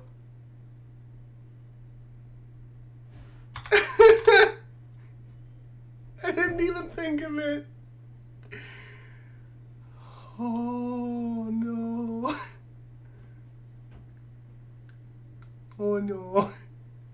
Because I was wondering why those guys had, like, no suppression on them. And then I'm thinking about it, like, oh, no, that's, yeah.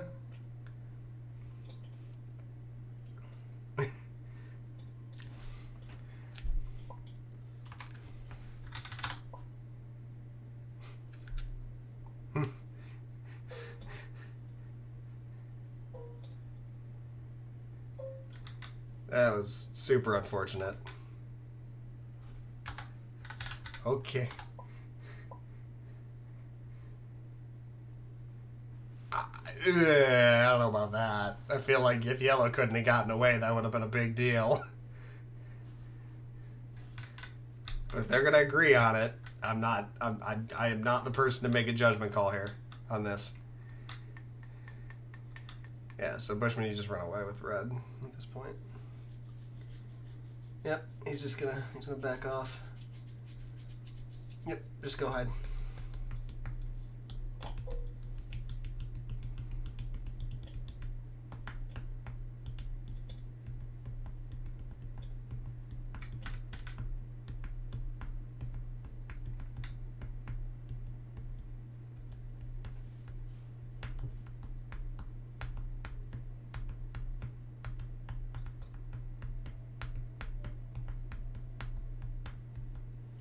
All right, so how does he bring it back?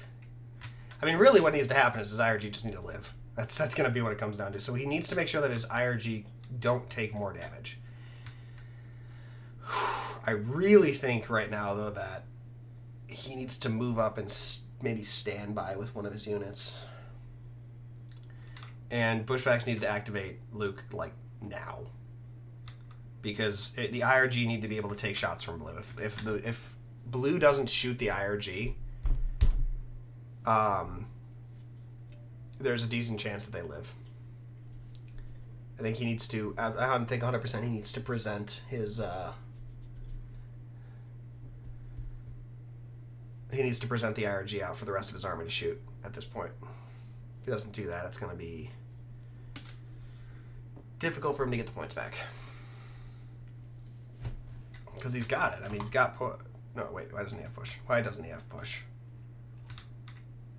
Oh, he pushed the IRG. Oh, yeah, he doesn't have Master of the Force. So he's going to, again, what he probably should do here is recover, or attack, recover. Because if he doesn't, he kills them outright. No, he can't. Oh, wait, no, he can't. Oh, no, he has to take them out. He can't do it any other way. So he needs to beat them to death. Oh, I didn't realize he didn't have push. That changes everything. I was sitting here thinking he had push. Okay, so Luke has to kill the IRG on his melee attack. And then get away. So I still don't see any reason why you wouldn't go with Luke right now.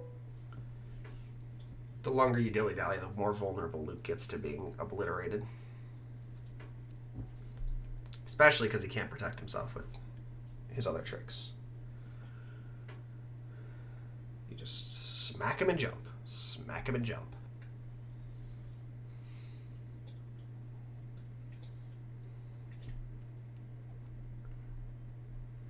Assuming he compelled them forward. You got nothing better to do. Just shoot the T-47. Maybe you damage it. If it gets damaged, it's less likely to take out your E-Web. Right?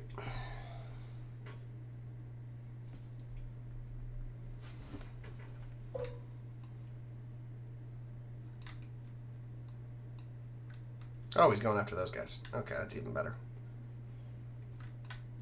You can go 5 for 5. You might wipe them out. That would be very bad for Bushman right now. Nope. No chance of losing that squad at the moment. It's only got one hit to save. One save. One save. Yeah, I mean, I gotta give props to BloodPhoenix for making, like I said, making it entertaining. Because it could have very easily been a very boring game. Alright, alright, alright.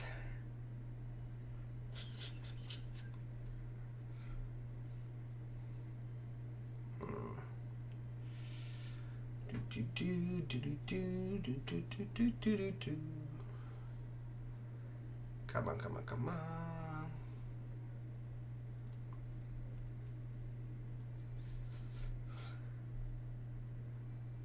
Like I said, I think yellow's safe. I think this is the Luke. You got to go with Luke. You got to whack those guys and get out. Or if you don't kill them, I don't know what you do. I guess maybe shoot for the E-Web and hope that you somehow get enough points to win. I don't know if it makes. I don't think the E-Web makes up for it. At this point, I think Luke has to kill the IRG to win. I mean, it's not a situation he wants to be in because he has to kill the IRG and get away, so he can't afford to aim. He's going to have to force saves. He's going to hope that he forces 5 or 6 saves under one roll and then can run.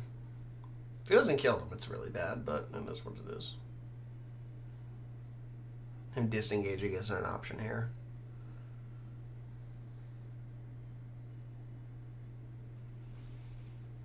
I guess he could recover, push, move, and hope the T-47 can take out the IRG. Maybe that's the best play. I think maybe that's what you do. Maybe you recover, you push the IRG into the open, and you let the T-47 finish them off. And then you just jump with Luke.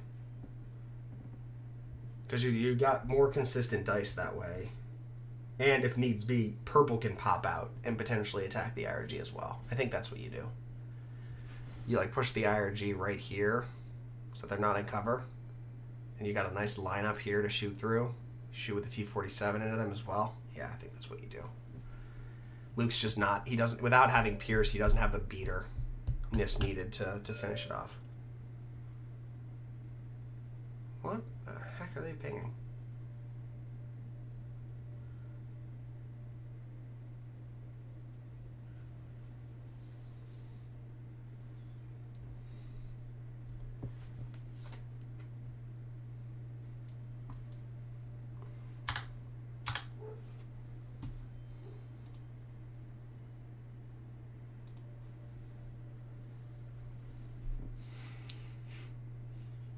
This game has been brought to you by I'm So Confused.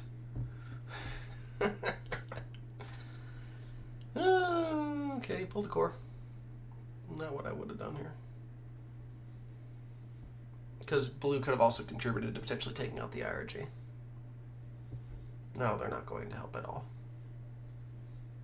I don't know why he's still sitting on Luke.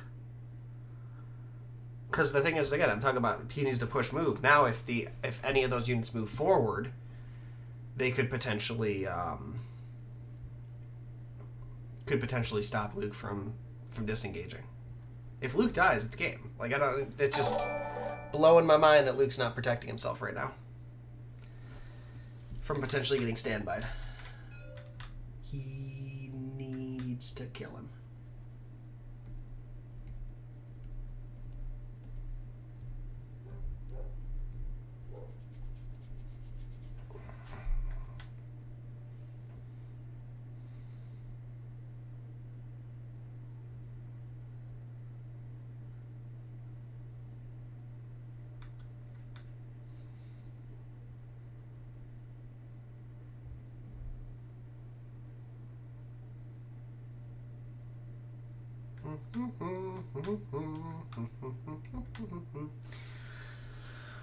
Oh man,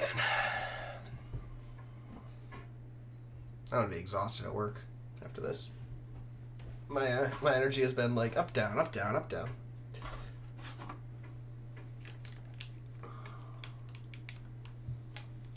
Let's put a little more food in my belly. Boop, boop, ba-doop, boop, ba-doop, boop, boop.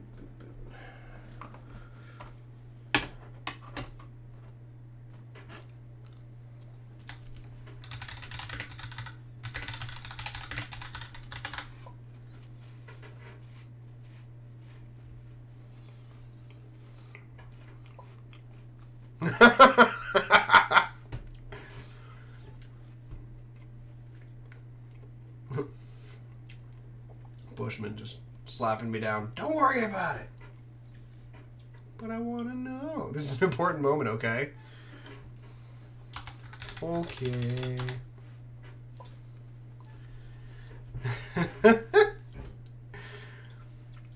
Important moment. That's for sure. Because you misplayed it. No, I'm kidding. He's good.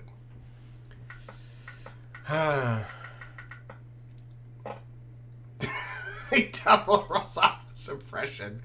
What a slap in the face. Move up and stand by. Move up and stand by. It's all you can do. Or shoot back at the shores just for laughs.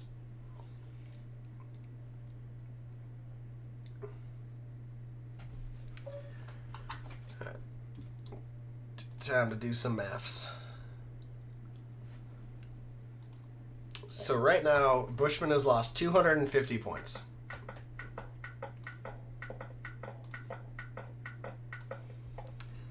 By comparison,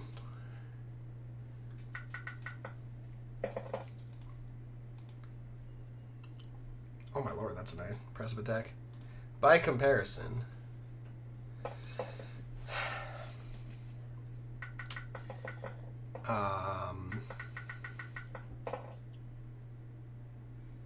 BloodPhoenix has lost 188 points, so Bushfacts needs to get 77 points. I think. Something like that. Maybe? 62 points to catch up. Oh, my lord. Wait, hold on. Is this... No! Okay, I was wrong. He doesn't need to take out the RG. If he takes out that other E-Web with his speeder, it is 251 points to 250. It is a 1 point difference if he loses nothing else off the table. Oh, I'm assuming he calculated that, because I would not have assumed that was the case at all. Oh, my lordy Lou. If this game ends with a 1 point difference, I will be highly amused. I would also be equally amused if Bushfacts flies into the E-Web and doesn't kill it. That would also be very funny to me. But he is running out of activations. I've actually won a game with Krennic once. I shot some. I had a lone unit leader in range 2, and I ended up picking him off because Krennic got surged to crit. So maybe that's what he's hoping for there. I'm pretty sure Krennic's not the guy that T47 was going to go after. I'd aim standby. Just take a pot shot as it flies by for laughs. For the lols.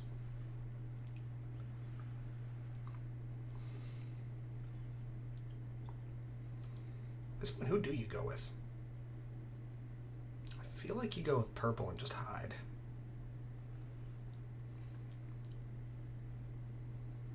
You really don't want to expose them, especially if you're going to win by 1 point. 1 point. Unbelievable. Unbelievable.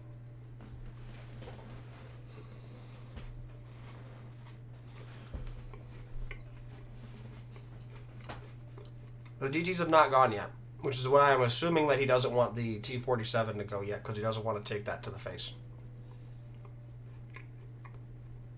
He just needs to go with purple. Or Luke. And Luke's just pushing the IRG and moves away. It doesn't make a difference, either one. He has 2 delaying activations. And he really wants to see that the DTs get pulled before that mortar does. That's basically what he wants right now. Just delay. Alright, nothing better than a couple of delay activations right now. Oh, man.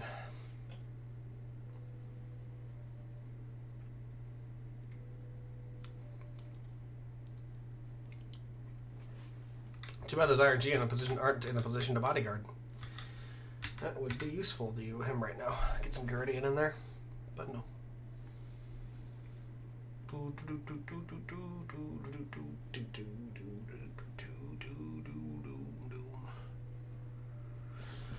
Oh man, wet my throat.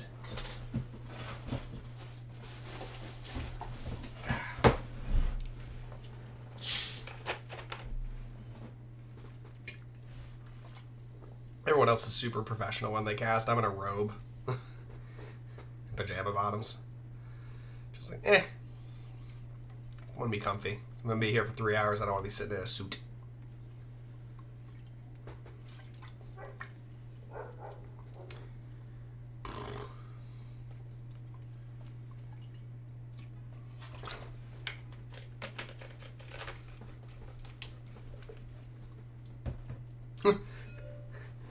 Tempted to say, so, what are you guys doing? They're not trying to run on the clock. Oh no, is Bushman trying to think that he has to go after the mortar? No, my dude. You just have to take out the E-Web. If he throws this game right now, I might cry.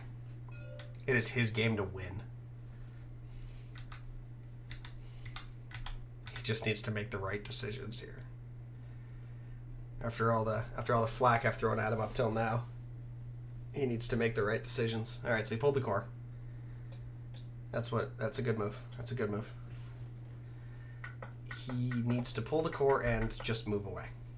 Do nothing else. Just make sure you don't die. Just pull away. You got nothing better to do with your time. Nope. It's definitely not the guy you want. Just move away. Doesn't really matter where you go. Yep, just stick your guys back there. Alright, now if I'm him, I don't pull from the bag yet. I pull from the bag. I need that. You want the mortar to go right now. But if the DTs go, you're in bad time. Oh! Time's up, boyos. I don't know what that means.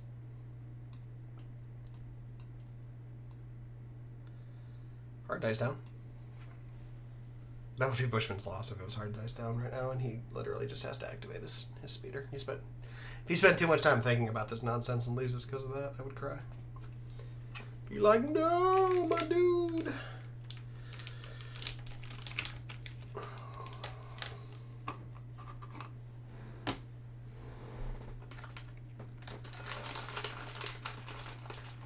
What are you doing, dude? I have to wonder if either of them have actually counted up what's currently off the table.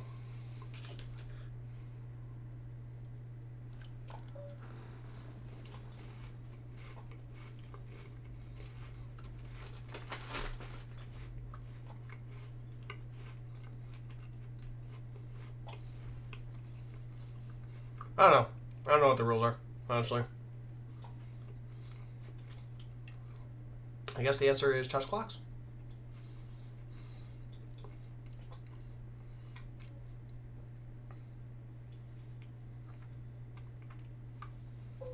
Yeah, he's just compelling them, so he's not even going to waste the time rolling their suppression. They stand by, I'm assuming? Oh, or yeah, stand by. Don't do anything else. Just chill there. Luke doesn't need to do anything. Guys, just end it. Just roll. You wept. Chess clocks are the only answer. I've spent a good amount of time designing that document. Oh my lord. Which faction side by chess clocks?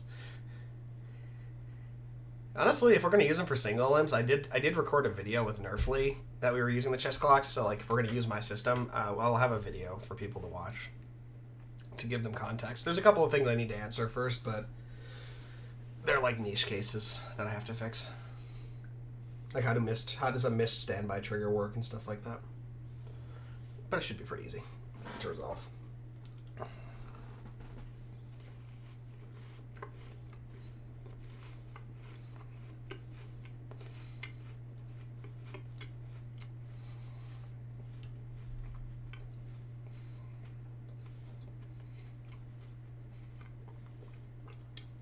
Honestly, I don't care if they finish it up. I got another 30 minutes before I gotta leave for work. I really don't think there's much point in beating around the bush here. It's gonna be, does Bushman kill the E-Web with his T-47, and if he does the T-47 die? That's what it comes down to.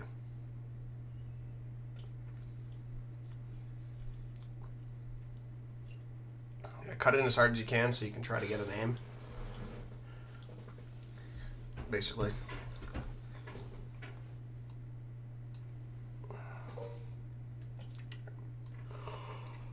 No! Why?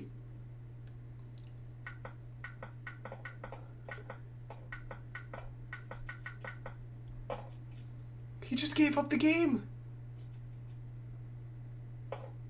He just gave up the game, guys.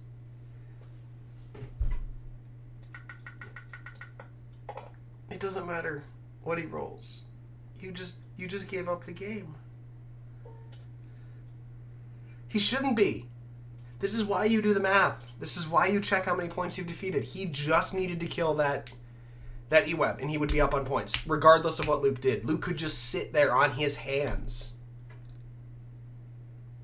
Just dodge standby, and he would have won the game.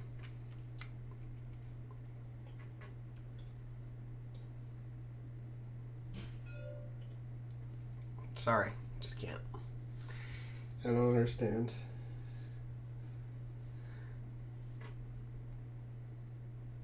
Yeah. 250 points to 251. That was the total. If he had taken out that E1. Now he has to hope that Luke can take out the IRG and survive. Which is far more risky.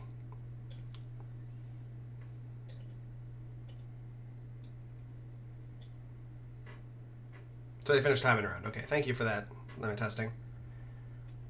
Oh, man. They're recovering. Yep. Switching to the short range. Moving and shooting the T-47. Or no, they can't move. Shoot, they're just going to... What are they doing? They can't attack. Why would you recover if you're not gonna... I'm so confused. You don't get to do anything. You just move up and...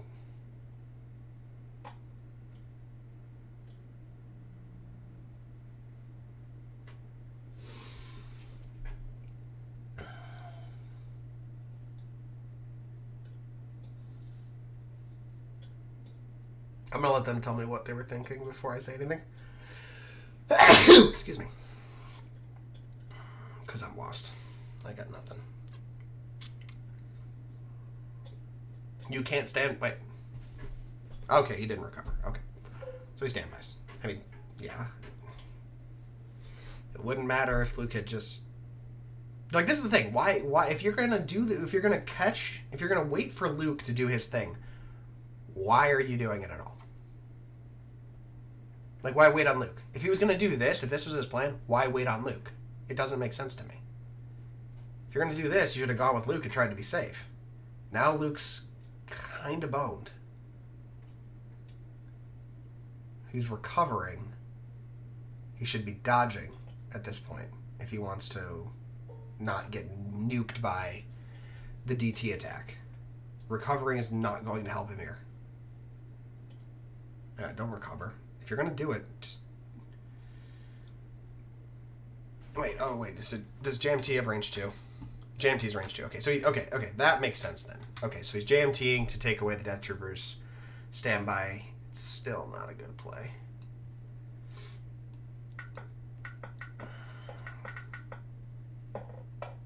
Hey, look, Luke has no suppression. That's pretty cool.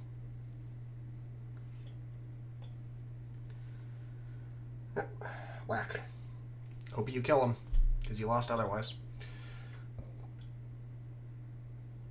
Why is he... He recovered. He can't make it to the enemy.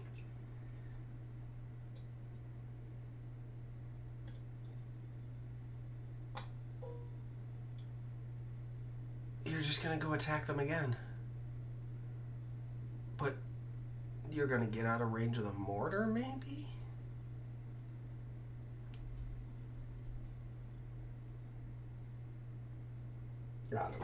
I don't know. I should have music right now because I'm just so confused. I'm like, my mind is just like, bleh. How does this work?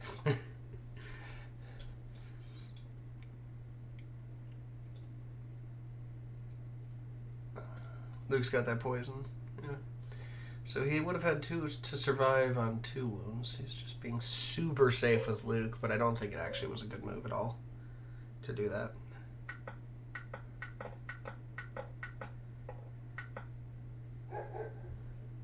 Yeah, maybe he kills him and I feel like an idiot, but I mean, that was a pretty good roll.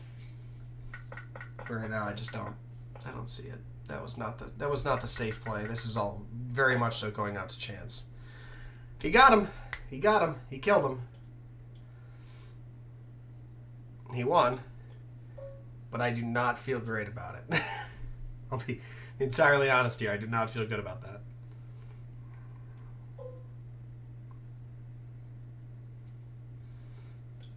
I don't think they're going to call it here.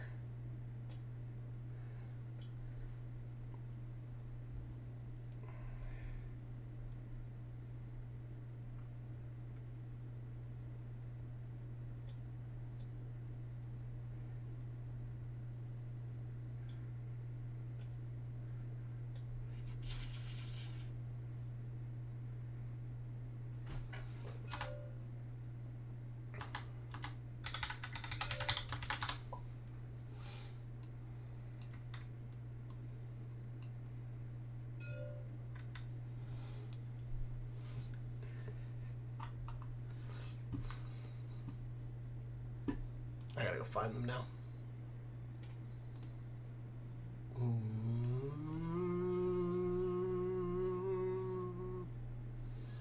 Oh, they're probably in their Invader League chat. Let's hop on to just a random chat on Discord. We'll go to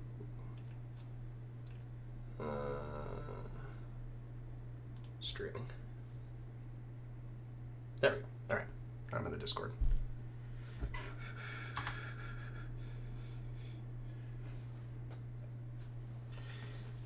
I need to talk with them. I have questions.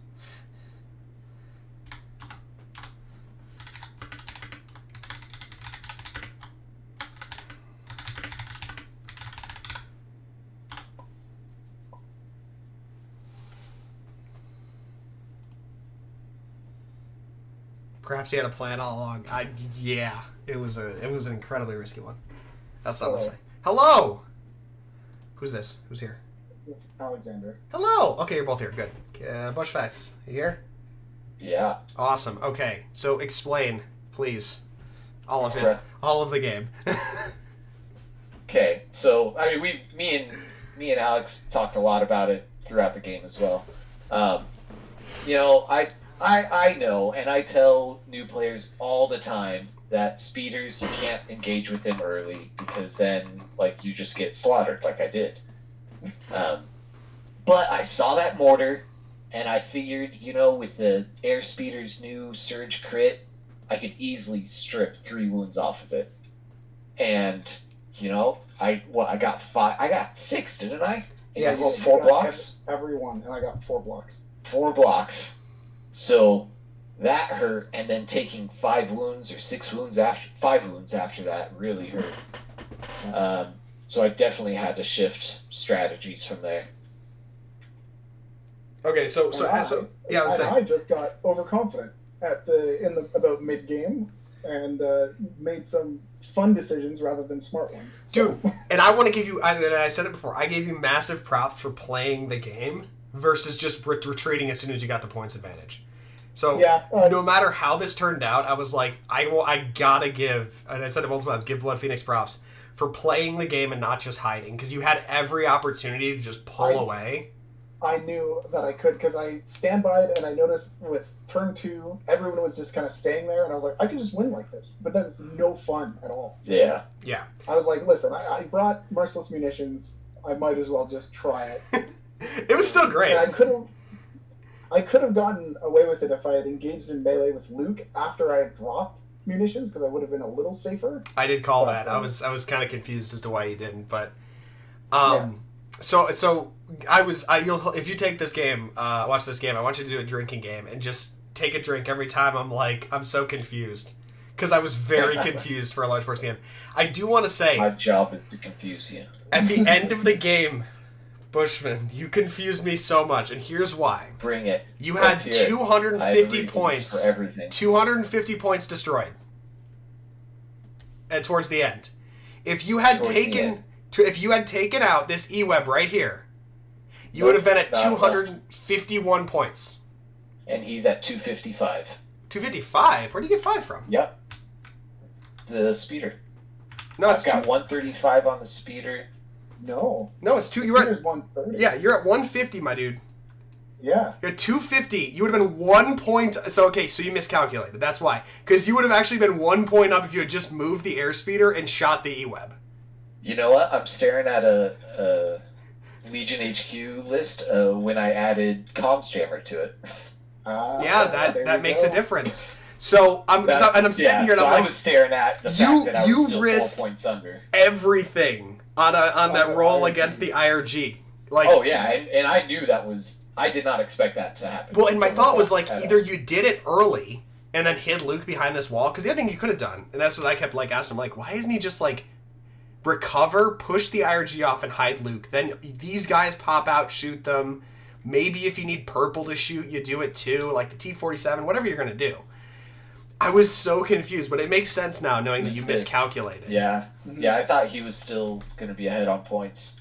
And so did I, because I was doing my math wrong with what he would have killed if he killed that E-Web.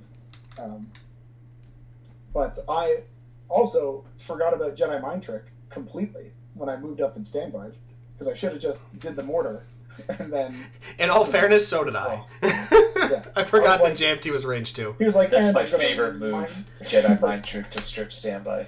I'm just gonna mind trick those Death Troopers." I'm like, "Ah, crap." That was clever. I was just so confused by so many things, and it was such an interesting game. And again, thank you for making it interesting. Like, Yeah. of course. because either of you could have been super boring. So like from the beginning, Bushman, you could have just had your airspeeders like cover this middle section between the two towers. And like flown back and forth, so he had to come to you and hid your rebel troopers until they were super close. Yeah. And it would have been really boring. But you played the airspeeder play. It was risky, and I liked it. I didn't think the math paid off, but I liked it. No. Um, Well, the math I think was on my side there, because if he had rolled average, if he'd got 3 blocks. yes, I but would've you were killed also him. assuming you'd go 6 for 6. I think you were Or 5 for 6. right 5 for 6. Then it becomes a 50-50 kind of roll. 2.5. Yeah, so it's like too much math now. yeah, so it's like I liked that you didn't just play it boring. Right. And I like that we were both talking how we feel like we both kind of made the game stressful because we wanted to make it fun. Yeah, exactly. And so, I got to give you props for that. Out of everyone in this in the pod, this was the game I was prepared to lose, so I feel pretty confident with how I played. So Yeah. I feel a bit better. Yeah. Also, kudos to Bushman for playing only Wave 1 units. Not a single Wave 2. Sure, Not a single thing from Wave 2 and beyond in this list, I think. Maybe Environmental Gear was Wave 2. Yeah, I think that's Leia. And then the only upgrade you have that's post-Wave, I think, 3 is Offensive Push. That's the only upgrade in your list that was like Wave 3 and beyond. So, like, kudos to you on that, too. Oh yeah. Death Troopers are 4. Are they Wave 4? Yeah. Okay, so that was 3. It's either 3 or 4, whatever, because it's the Krennic DT wave that he was basically the end of it. Right. Yeah, so it was a game. Oh yeah. I highly recommend you make it into a drinking game when you watch it. If you watch the So post. stressful. Yeah, it's too stressful. But very fun. So thanks, Bushfacts, for a fun game. Yeah, thank you. All right. Good luck on the rest of your games. You too. All right. All right. See ya. See you guys. See ya.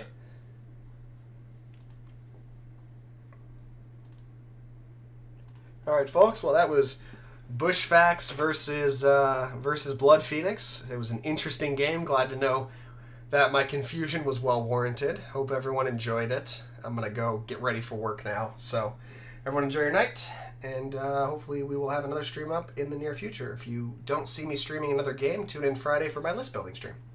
Have a great night.